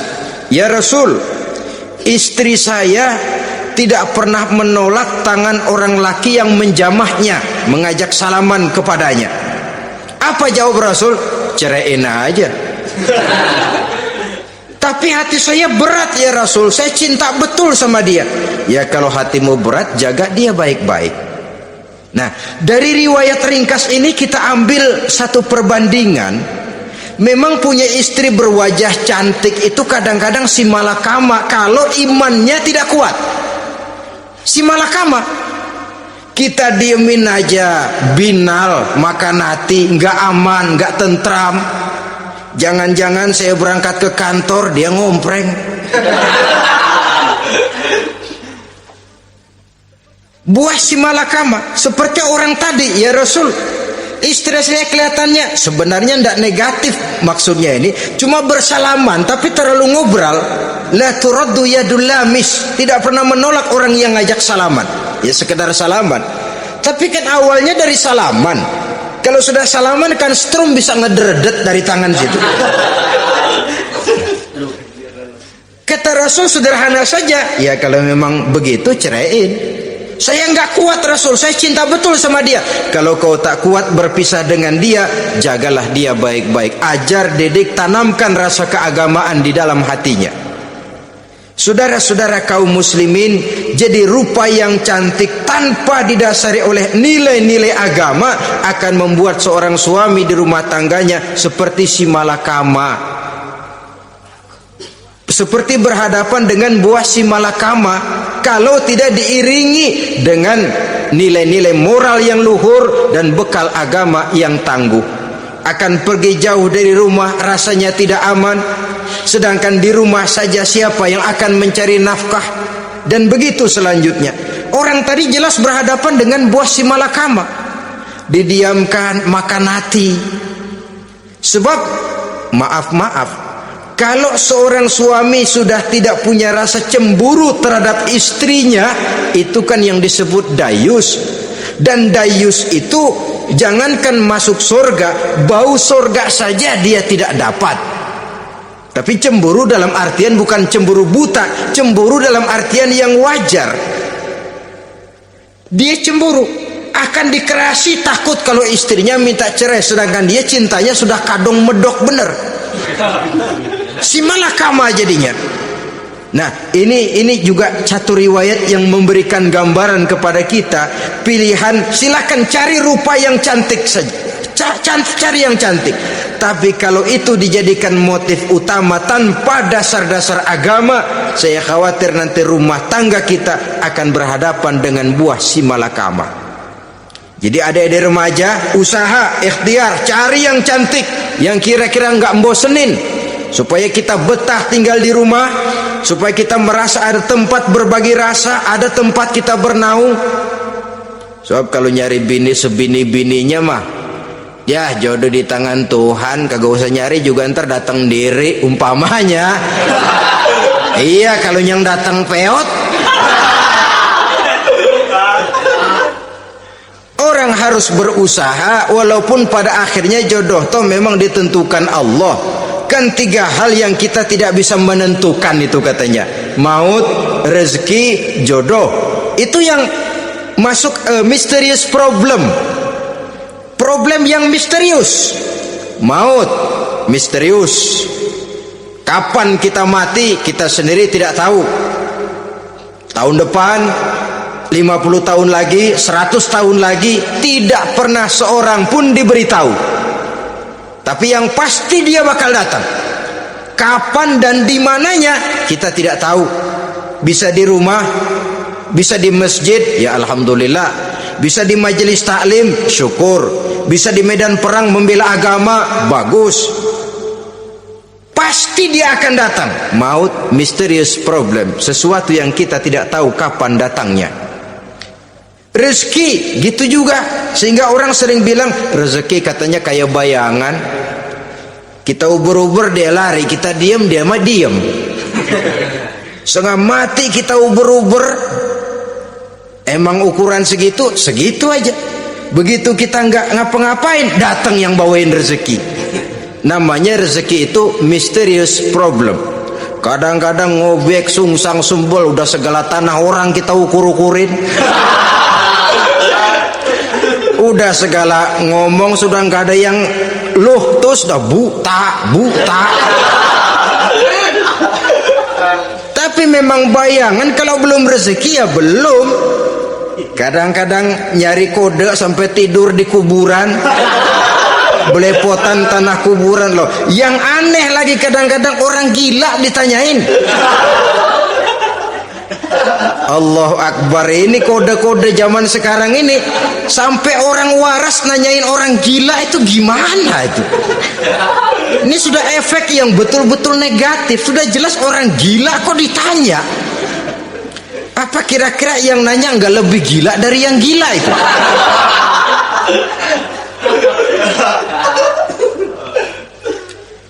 Saudara-saudara kaum muslimin, terutama adik-adik remaja dan para pemuda, jadi silakan saja cari rupa yang cantik, karena dia akan jadi tautan hati, buah hati belahan jantung, tempat kita berbagi rasa, tempat kita pulang dan tinggal di rumah tangga kita.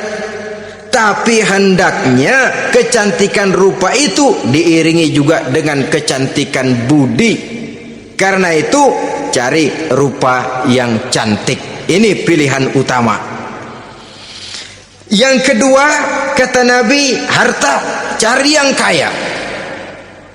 Tetapi jangan lupa, jangan dijadikan pilihan utama, karena kekayaan sering mendatangkan kesombongan. Apalagi kalau seorang pemuda mendapat istri orang kaya, hidupnya dimodali oleh istrinya, maka biasanya wibawanya sebagai seorang suami akan hilang. Akhirnya komando di tangan istri.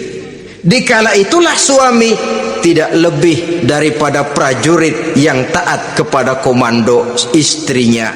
Padahal menurut konsep Quran, ar-rijalu qawwamuna 'alan nisa, laki-laki diciptakan sebagai pembimbing bagi perempuan. Kalau nanti suatu saat terjadi benturan, sedangkan modal diberikan oleh istri, terjadilah pengungkitan. Kata istrinya apa? Lu jangan bertingkah, lu kan kawin sama gue, modal lu kolor doang.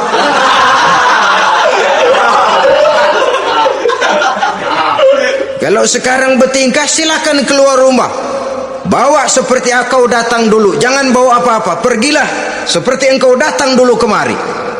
Hilanglah wibawa seorang suami. Suami kalau udah digentak sama istri begitu, ngelempuruk kayak ayam sampar. Di mana lagi letak wibawanya? Harta sering mendatangkan kesombongan. Oleh karena itu, walaupun diperintahkan cari yang keturunan orang kaya, tapi maksudnya jangan dompleng. Sebab kepribadian seorang suami akan ditentukan oleh sifatnya sendiri. Keberadaannya ditentukan oleh karya dan perbuatannya sendiri. Itulah yang akan menampilkan kepribadian dia dalam kehidupan di masyarakat ini. Saudara-saudara kaum muslimin, terutama adik-adik remaja dan para pemuda, kan kadang-kadang di zaman sekarang kan kelas-kelas gigolo, playboy ya, nyari tante-tante kesepian, mejeng-mejeng di pinggir-pinggir jalan dengan harapan apa? Ya barter lah, tukar tambah, nah, supaya dapat rokok, dibelikan pakaian, motor dan sebagainya. Tapi yang jelas hilang harga diri sebagai laki-laki, dan itu yang paling mahal.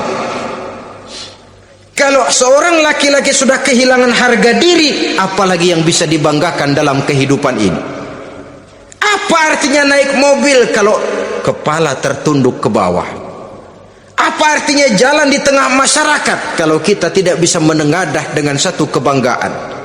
Hilangnya harga diri merupakan kehancuran awal dari sebuah pribadi yang untuk jangka panjang kita tidak akan bisa lagi berbuat banyak. Tanpa harta orang memang sulit untuk bahagia, tapi harta semata-mata bukan merupakan jaminan bahwa orang lantas akan bahagia. Saya barangkali harus berkata, banyak orang miskin yang kaya, tapi tidak sedikit orang kaya yang miskin. Saya ulangi ini, banyak orang miskin yang kaya, tetapi tidak sedikit orang kaya yang miskin. Nah, bagaimana pengertiannya? Orang miskin yang kaya, materinya sederhana, peralatan rumah tangganya sederhana, tapi hatinya kaya.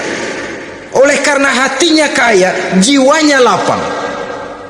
Sebaliknya, orang kaya yang miskin, di tengah kelimpahan materi yang berlimpah, segalanya serba ada, hatinya yang miskin. Kelimpahan materi tidak akan sanggup mengobati kemiskinan hatinya. Sehingga di tengah kehidupan yang serba ada, dia masih merasa kurang, maka dia tidak pernah cukup. Di tengah kemilauan dan gemerlapan serta glamornya rumah mewah, dia merasa hidup di tengah gurun pasir yang gersang dan tandus. Karena itu, biarlah miskin harta tapi kaya budi, daripada kaya harta tapi miskin budi. Lebih utama lagi kaya harta, kaya budi, itu idealnya. Dasar pilihan ketiga sesudah rupa dan harta menurut Nabi, keluarga. Faktor keturunan sangat menentukan. Pepatah mengatakan buah apel akan jatuh tidak terlalu jauh dari pohonnya. Biasanya kalau bapak kalong anak kampret, bapak nyolong anak nyopet, itu fotokopi. Saudara-saudara, sungguh pun demikian, faktor keluarga bukan merupakan yang paling dominan, karena segalanya memang bergantung kepada hidayah dari Allah Subhanahu wa ta'ala. Kalau hidayah datang, bisa saja anak maling bisa jadi kiai. Kalau hidayah datang, bisa saja anak nabi malah ikut bersama orang-orang kafir. Pada akhirnya orang mau besar atau tidak bukan dengan jalan menyempeng kepada keturunan orang lain, tapi ditentukan oleh kepribadian dirinya sendiri. Tidak bisa kita menjadi besar dengan menyebut kebesaran orang lain. Itu sebabnya dicontohkan oleh Imam Ali pada saat beliau berkata, laisal fata may yaqulu kana abi walakinnal fata may yaquluha anadha. Anak muda yang gentleman adalah anak muda yang berani berkata, inilah saya, bukan anak muda yang membanggakan leluhurnya. Ini kan zaman sekarang ini lagi ngetop-ngetopnya lagu-lagu cengeng katanya dah. Sebenarnya menurut saya bukan cuma lagu cengeng yang jadi masalah. Lagu cengeng cuma satu efek dari sikap yang lebih utama dari itu, yaitu mental cengeng. Kalau mental sudah cengeng, apapun yang kita lakukan akan jadi cengeng. Tidak cuma lagu, kebudayaan yang lahir akan kebudayaan cengeng. Jadi pengusaha cengeng, jadi pejabat cengeng, jadi kiai cengeng. Kenapa? Mental cengeng. Di antara mental cengeng itu apa? Mengandalkan fasilitas atasan. Kalau tidak ada fasilitas dari atas, lantas tidak bisa berbuat apa-apa, cengeng. Menjadi besar bukan karena karier pribadi, tapi karena nasib katrolan. Itu pun termasuk mental cengeng. Sedikit gagal, bagaimana sedikit jalan buntu, sedikit deadlock, lu ngapain lu melulu? Saudara hadirin yang saya hormati, jadi lebih penting dari sekedar lagu-lagu cengeng, saya malah lebih suka bicara mental cengeng ini.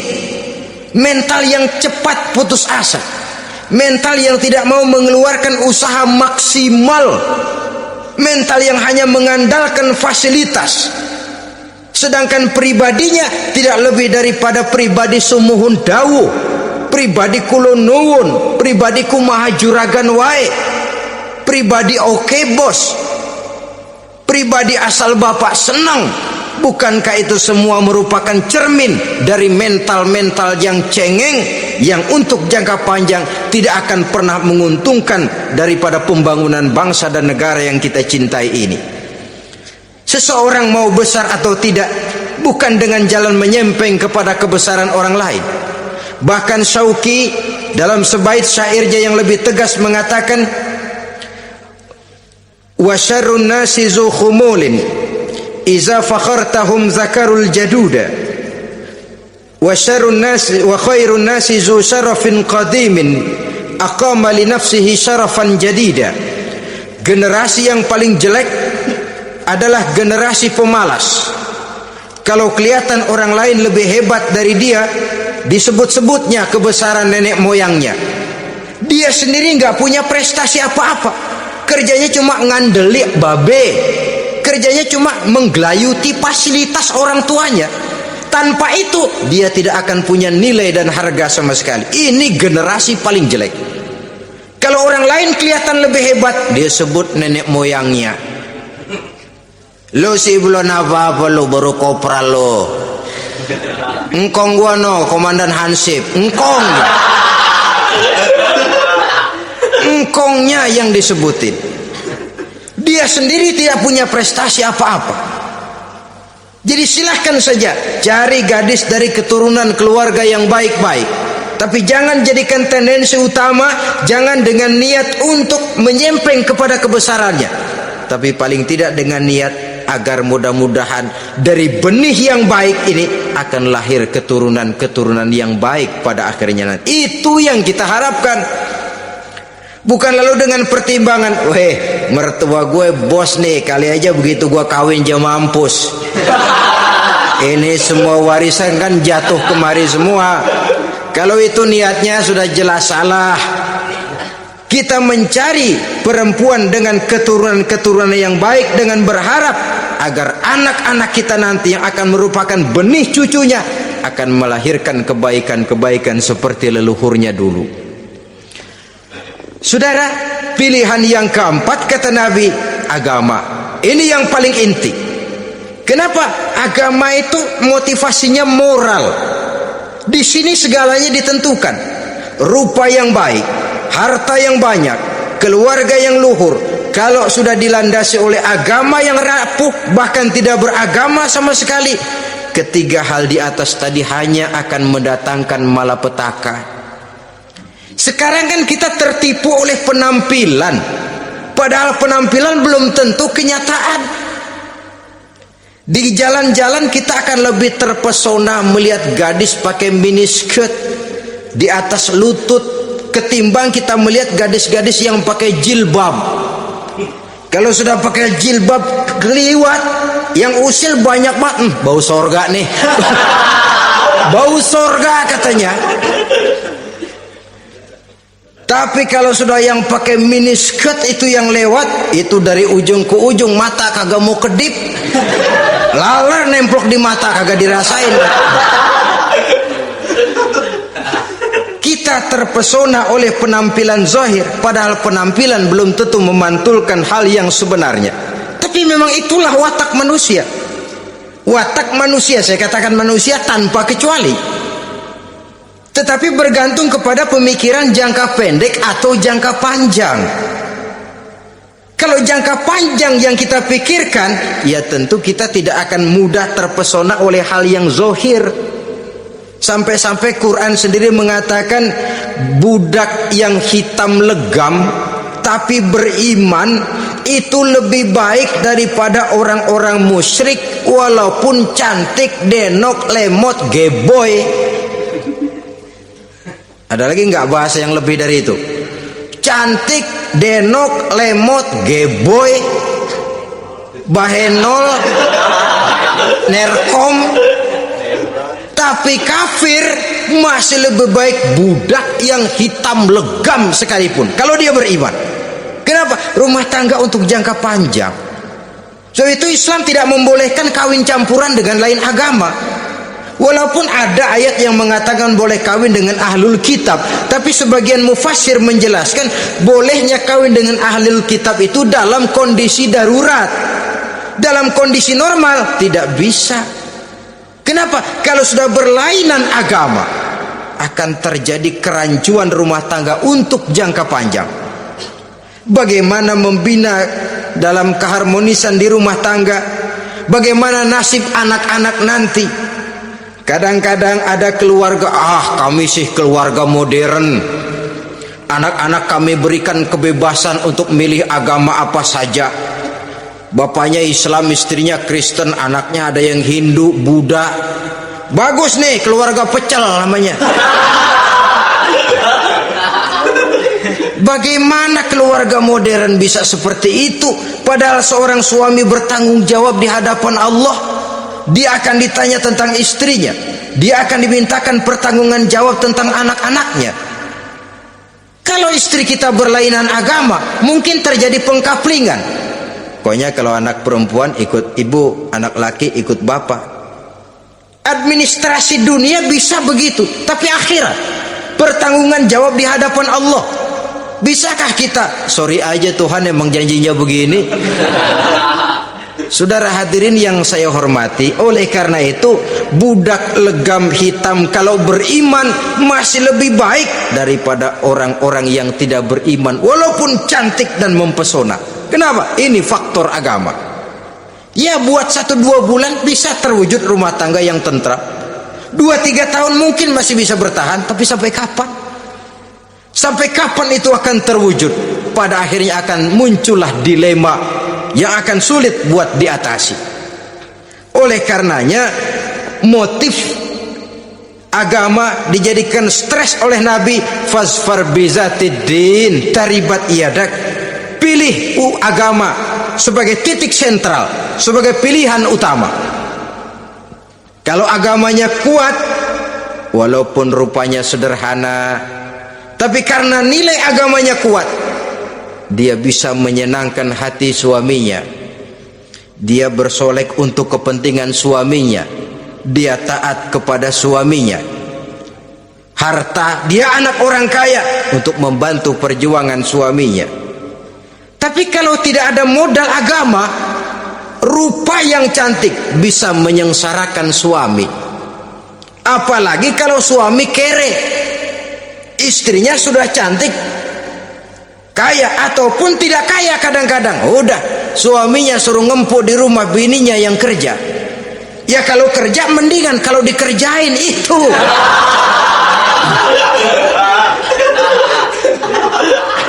Itu yang repot. Saudara hadirin yang saya hormati, dan ini bukan 1-2 kasus. Alangkah malangnya kalau sudah terkena hal seperti itu. Akhirnya seperti pengaduan sahabat kepada Rasul tadi. Mau diceraiin, cinta saya udah medok benar Rasul. Enggak diceraiin, hati saya ngebet pegel. Si malakama akhirnya.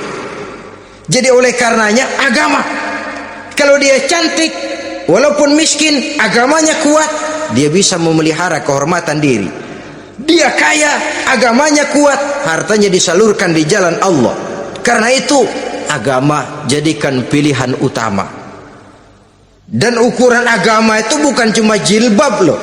Ya kadang-kadang ada juga yang jilbabnya nggak pernah lepas, tapi kadang-kadang akhlaknya lebih binal dari yang kribo.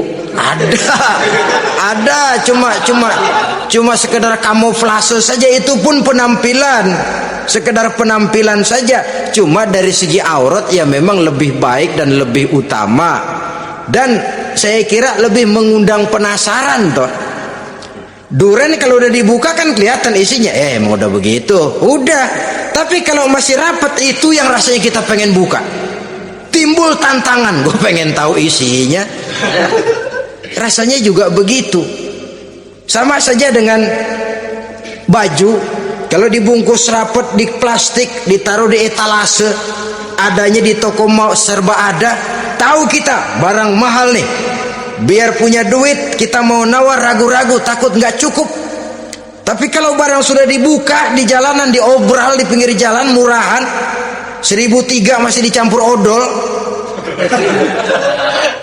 Yang begitu sih biar nggak punya duit kita berani banget tanya, nawar, megang lagi nyemek. Berat duit nih bang. Kenapa? Barang sudah terbuka. Jadi saudara-saudara, syukur kalau keempat-empatnya ini jodoh terkumpul dalam jodoh yang saudara cari. Sudah rupanya cantik, kaya, keturunan orang baik-baik, agamanya kuat. Nah, surga dunia tuh. Yang begitu cari. Kalau ada yang begitu saya juga mau nambahin satu lagi.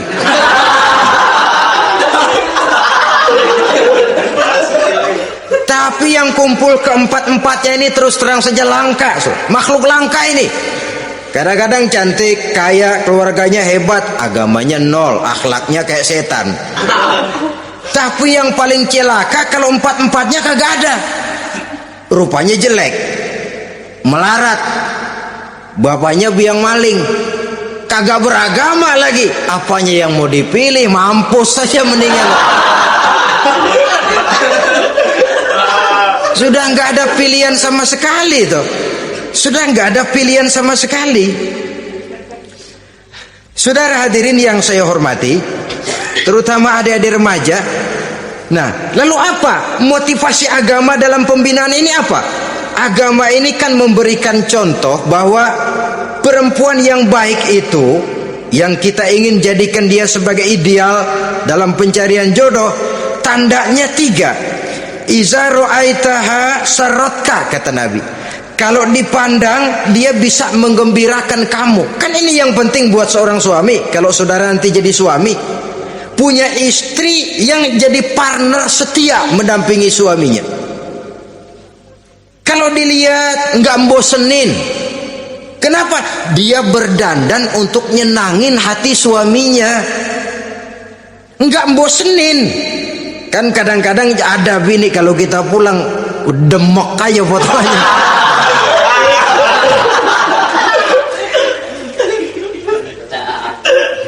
Ini yang bikin suami nggak betah di rumah ini kan yang begini. Adapun perempuan yang beragama, apabila dipandang oleh suaminya, dia pandai menyenangkan hati suaminya. Andai kata suaminya dalam kesulitan, dia tidak menambah beban kesulitan.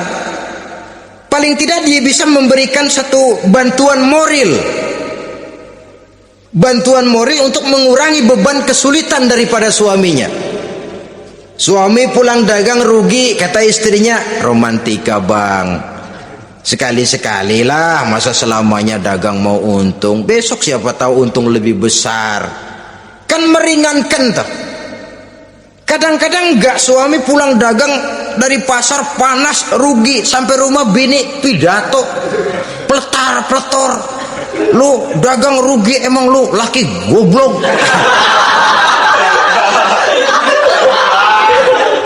Sudahlah di pasar rugi, di rumah digoblok-goblokin. Ini nanti kena penyakit broken home yang begini ini. Padahal kesuksesan di kantor, kesuksesan di pasar, kesuksesan di medan tugas selalu dimulai dari kesuksesan dan ketenangan dari rumah tangga. Dia berhias untuk kepentingan suaminya, tidak terlalu berlebihan. Dan suaminya pun pandai menghargai istrinya dengan kata-kata yang menimbulkan gairah dan semangat.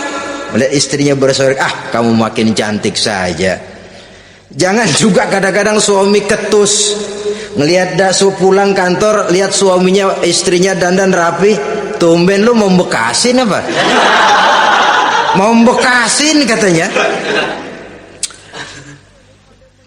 Artinya apa ini? Pandai mengembirakan, bisa tenggang rasa, bisa berbagi rasa, sehingga suami merasa ada tempat dia bertukar pikiran, ada tempat dia membicarakan persoalan. Dialog dalam kehidupan berumah tangga itu sangat diperlukan. Iza ra'aitaha sarratka, kalau dipandang dia sanggup mengembirakan kamu. Dikasih uang 500 senyum, 5.000 pun ketawa. menggembirakan. Dia bisa taruh kata hatinya kesel tapi mulutnya senyum. Nah ini yang sulit ini, senyum tapi kesel, kesel tapi senyum. Kadang-kadang istri itu kan kalau sudah kesel, suami pulang nggak bisa dia menyembunyikan kekesalannya. Dari jauh suami sudah lihat ini yang nyambut, ini bemo ini, udah monyong serem. Saudara hadirin yang saya hormati, yang kedua, bila diperintah dia taat. Ini pengaruh agama. Sehingga Nabi mengatakan, "Lau amartu li ahadin ayyasjuda ila ghairiha, la amartul mar'ata litasjuda ila zawjiha likibari haqqihi 'alaiha." Andai kata saja boleh aku memerintahkan manusia untuk sujud kepada sesama manusia, pastilah aku perintahkan perempuan untuk sujud kepada suaminya. Kenapa? Karena besar hak suaminya kepada dirinya. Untung sujud kepada manusia tidak boleh. Andai kata boleh, perempuan disuruh sujud sama suaminya. Ini tidak perlu sampai sujud, cium tangan saja minta ridho suami. Kadang-kadang perempuan sekarang berat, paling banter setahun sekali lebaran doang. Laki pulang sembahyang tubruk, cium tangan minta ridho, nangis segala macam. 3 hari habis lebaran beras habis, monyong aja lagi.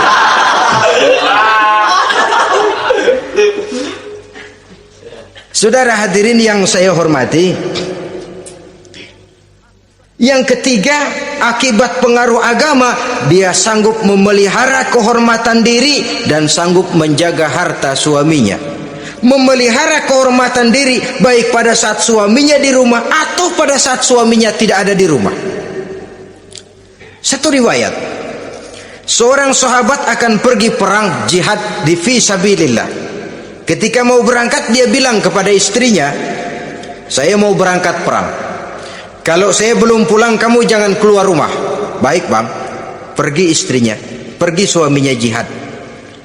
1 minggu, 2 minggu berlalu belum juga pulang. Satu hari datang utusan dari rumah orang tua si istri ini. "Assalamualaikum bu." "Waalaikumsalam." "Ada apa?" "Ada berita kurang enak bu, orang tua ibu sakit parah, mohon tolong ditengokin." Apa kata si istri? "Maaf saja, suami saya belum pulang dari medan perang. Saya belum dapat izin keluar rumah kalau dia belum pulang. Tolong sampaikan maaf saya kepada orang tuanya." Pulanglah utusan tadi. Besok balik lagi. "Bu, ada apa?" "Udah Senin Kemis, napasnya sudah sampai tenggorokan, tolong tengokin buat terakhir kalinya bu. Suami saya belum pulang, dia pesan kalau dia belum pulang saya jangan keluar rumah, saya nggak bisa tengokin orang tua saya. Salam maaf saja." Pulang utusan itu. Besok balik lagi. "Bagaimana?" "Sudah meninggal bu, mau dikubur, tengokinlah buat terakhir kalinya, suami saya belum pulang. Saya belum berani keluar rumah kalau suami saya belum pulang. Itu janji saya sama suami saya." Pulanglah utusan ini ngadu kepada Rasulullah sallallahu alaihi wasallam. "Ya Rasul, ini perempuan kelewatan benar. Dari orang tuanya sakit sampai sekarat, sampai mati, sampai dikuburin dia nggak nengokin." "Memangnya kenapa?" "Suaminya katanya pergi jihad dan suaminya tidak mengizinkan dia keluar rumah kalau si suami belum pulang." Apa jawab Rasul? Marahkah beliau? Tidak, beliau senyum. Apa katanya? "Dosa orang tua yang meninggal ini telah diampuni oleh Allah karena dia punya anak perempuan yang begitu taat kepada suaminya." Allahu Akbar. Dosa orang tua yang sudah meninggal itu diampuni oleh Allah karena dia punya anak perempuan yang begitu taat kepada suaminya. Ketaatannya kepada suaminya menyebabkan dosa orang tuanya diampuni oleh Allah Subhanahu wa ta'ala. Suami pergi jihad, orang tua sakit keras, tidak berani dia keluar rumah. Itu tandanya bisa menjaga kehormatan diri. Kalaupun satu saat suaminya manggil, "Bu, tolong ambilin uang di dompet." Dompetnya dibawa, "Bang, ambil saja sendirilah, nanti salah ambil lagi saya." Kadang-kadang enggak, suaminya pergi mandi, dompet berantakan. Saudara hadirin yang saya hormati, ini motivasi agama.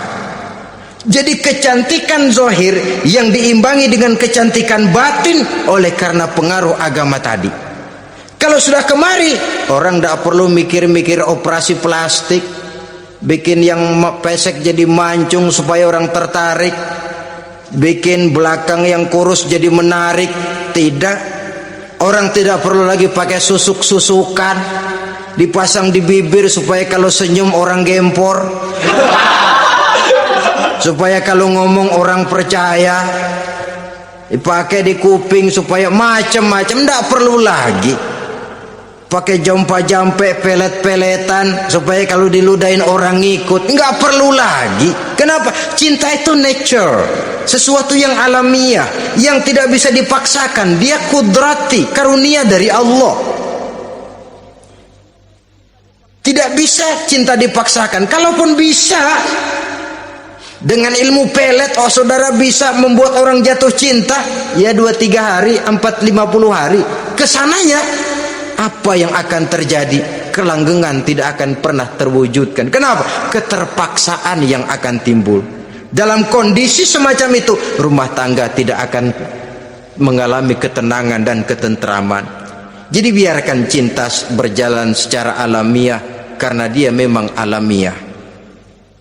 Saudara-saudara, nah sekarang kalau sudah ketemu nih yang 4 tadi, rupa cantik, keturunan boleh, kaya lumayan, agama kuat, apa yang harus kita cari? Apa yang harus kita lakukan? Apa pakai pepatah anak sekarang? Aku lihat, aku pikat, aku dapat, aku sikat, aku minggat. Bangsat.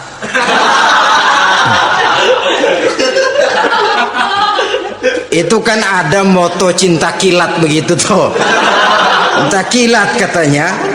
Aku lihat, aku pikat, aku dapat, aku sikat, aku minggat. Bangsat. Atau kita harus hanyut dalam arus free love, free sex, summon living, eksperimen dulu? Tidak. Islam mengajurkan kalau memang seret, nah ini rasanya ini nih, mantap gue nih. Apa yang diajarkan oleh Islam selanjutnya? Meminang, saudara-saudara. Meminang adalah langkah awal untuk mengikat tali pernikahan. Diizinkan meminang, dan di dalam meminang pun diizinkan untuk melihat. Cuma kalau boleh, ya syaratnya itu waktu melihat itu jangan sampai ketahuan si perempuan yang akan kita pinang itu. Untuk apa kita meminang? Pertama, untuk yakin bahwa perempuan yang kita inginkan ini sudah kumpul syaratnya, itu tidak ada cacatnya. Yang kedua, untuk memperkuat tekad hidup berumah tangga, diperlukan meminang. Adapun adat itu berbeda, tapi bahwa konsep meminang itu dalam Islam ada, itu jelas. Ya kalau mesti bawa pisang raja, pakai roti buaya, pakai martabak segede ban mobil truk segala macam, itu adat saja ya. Tapi yang real meminang itu ada dalam Islam. Nah, bagaimana adab meminang? Setelah kita tahu anak ini cantiknya ya, keturunan baik ya, kekayaannya lumayan, agamanya kuat, pinanglah dia. Caranya boleh lihat langsung. Lihat langsung kalau bisa tanpa setahu si perempuan. Dan batas yang boleh dilihat itu muka dan tangan, itu saja. Jadi jangan gerusak. Minta permisi Pak, saya mau ngelihat anak bapak seutuhnya, soalnya buat saya ini nanti. Apanya aja dibedolin, jangan. Kira-kira yang boleh itu muka sama tangan. andai kata kita risih, sebab nanti kalau nggak jadi akan jadi timbul rasa malu dan si perempuan juga kasihan, boleh mengutus perempuan yang kita percaya. Coba kau ke sana, lihat kondisinya yang sebenarnya bagaimana. Kalau ngelihat dari jauh sih utuh, siapa tahu nanti tangannya kurang sebelah. Coba lihat sana. Saudara-saudara, kemudian boleh juga ditanyakan kepada orang tuanya, dan dalam hal ini orang tua si gadis tidak boleh menyembunyikan aib atau cacat yang dimiliki oleh anaknya. Dia harus menceritakan apa adanya, sampai pun kekurangan anaknya yang paling kecil sekalipun. Sebab apa? Jangan sampai istilah pepatah beli kucing dalam karung. Kedengeran suaranya doang meong-meong, begitu dibuka tuh kucing gempor sebelah kakinya nggak ada. Kan tentu kita tidak kepengen kecewa di belakang hari. Itulah perlunya meminang sebagai jembatan untuk menuju kepada pernikahan. Nah, dengan demikian kalau sudah usaha meminang ini dilaksanakan, jangan merasa sudah setengah resmi. Ini yang kadang-kadang jadi penyakit.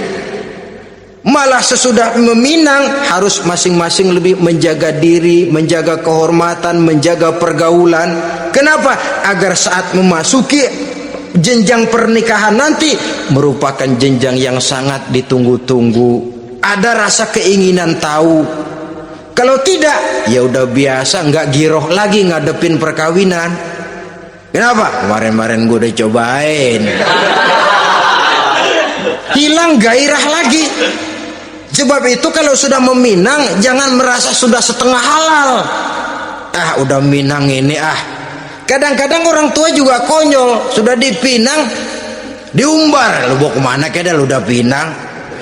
Padahal meminang itu cuma langkah awal, sedangkan selanjutnya harus lebih berusaha menjaga kehormatan diri sampai pada saat nanti pelaksanaan pernikahan. Nah, saudara-saudara, terutama adik-adik remaja dan para pemuda, walaupun agak sekilas memang karena terbatasnya waktu pada pertemuan ini, mudah-mudahan bisa memberikan gambaran yang sepintas tentang bagaimana sebaiknya kita memilih jodoh di dalam membina rumah tangga yang bahagia. Semoga ada manfaatnya. Terima kasih atas segala perhatian. Mohon maaf atas segala kekurangan. Usikum wa nafsi bitaqwallah. Wassalamualaikum warahmatullahi wabarakatuh. Waalaikumsalam warahmatullahi wabarakatuh.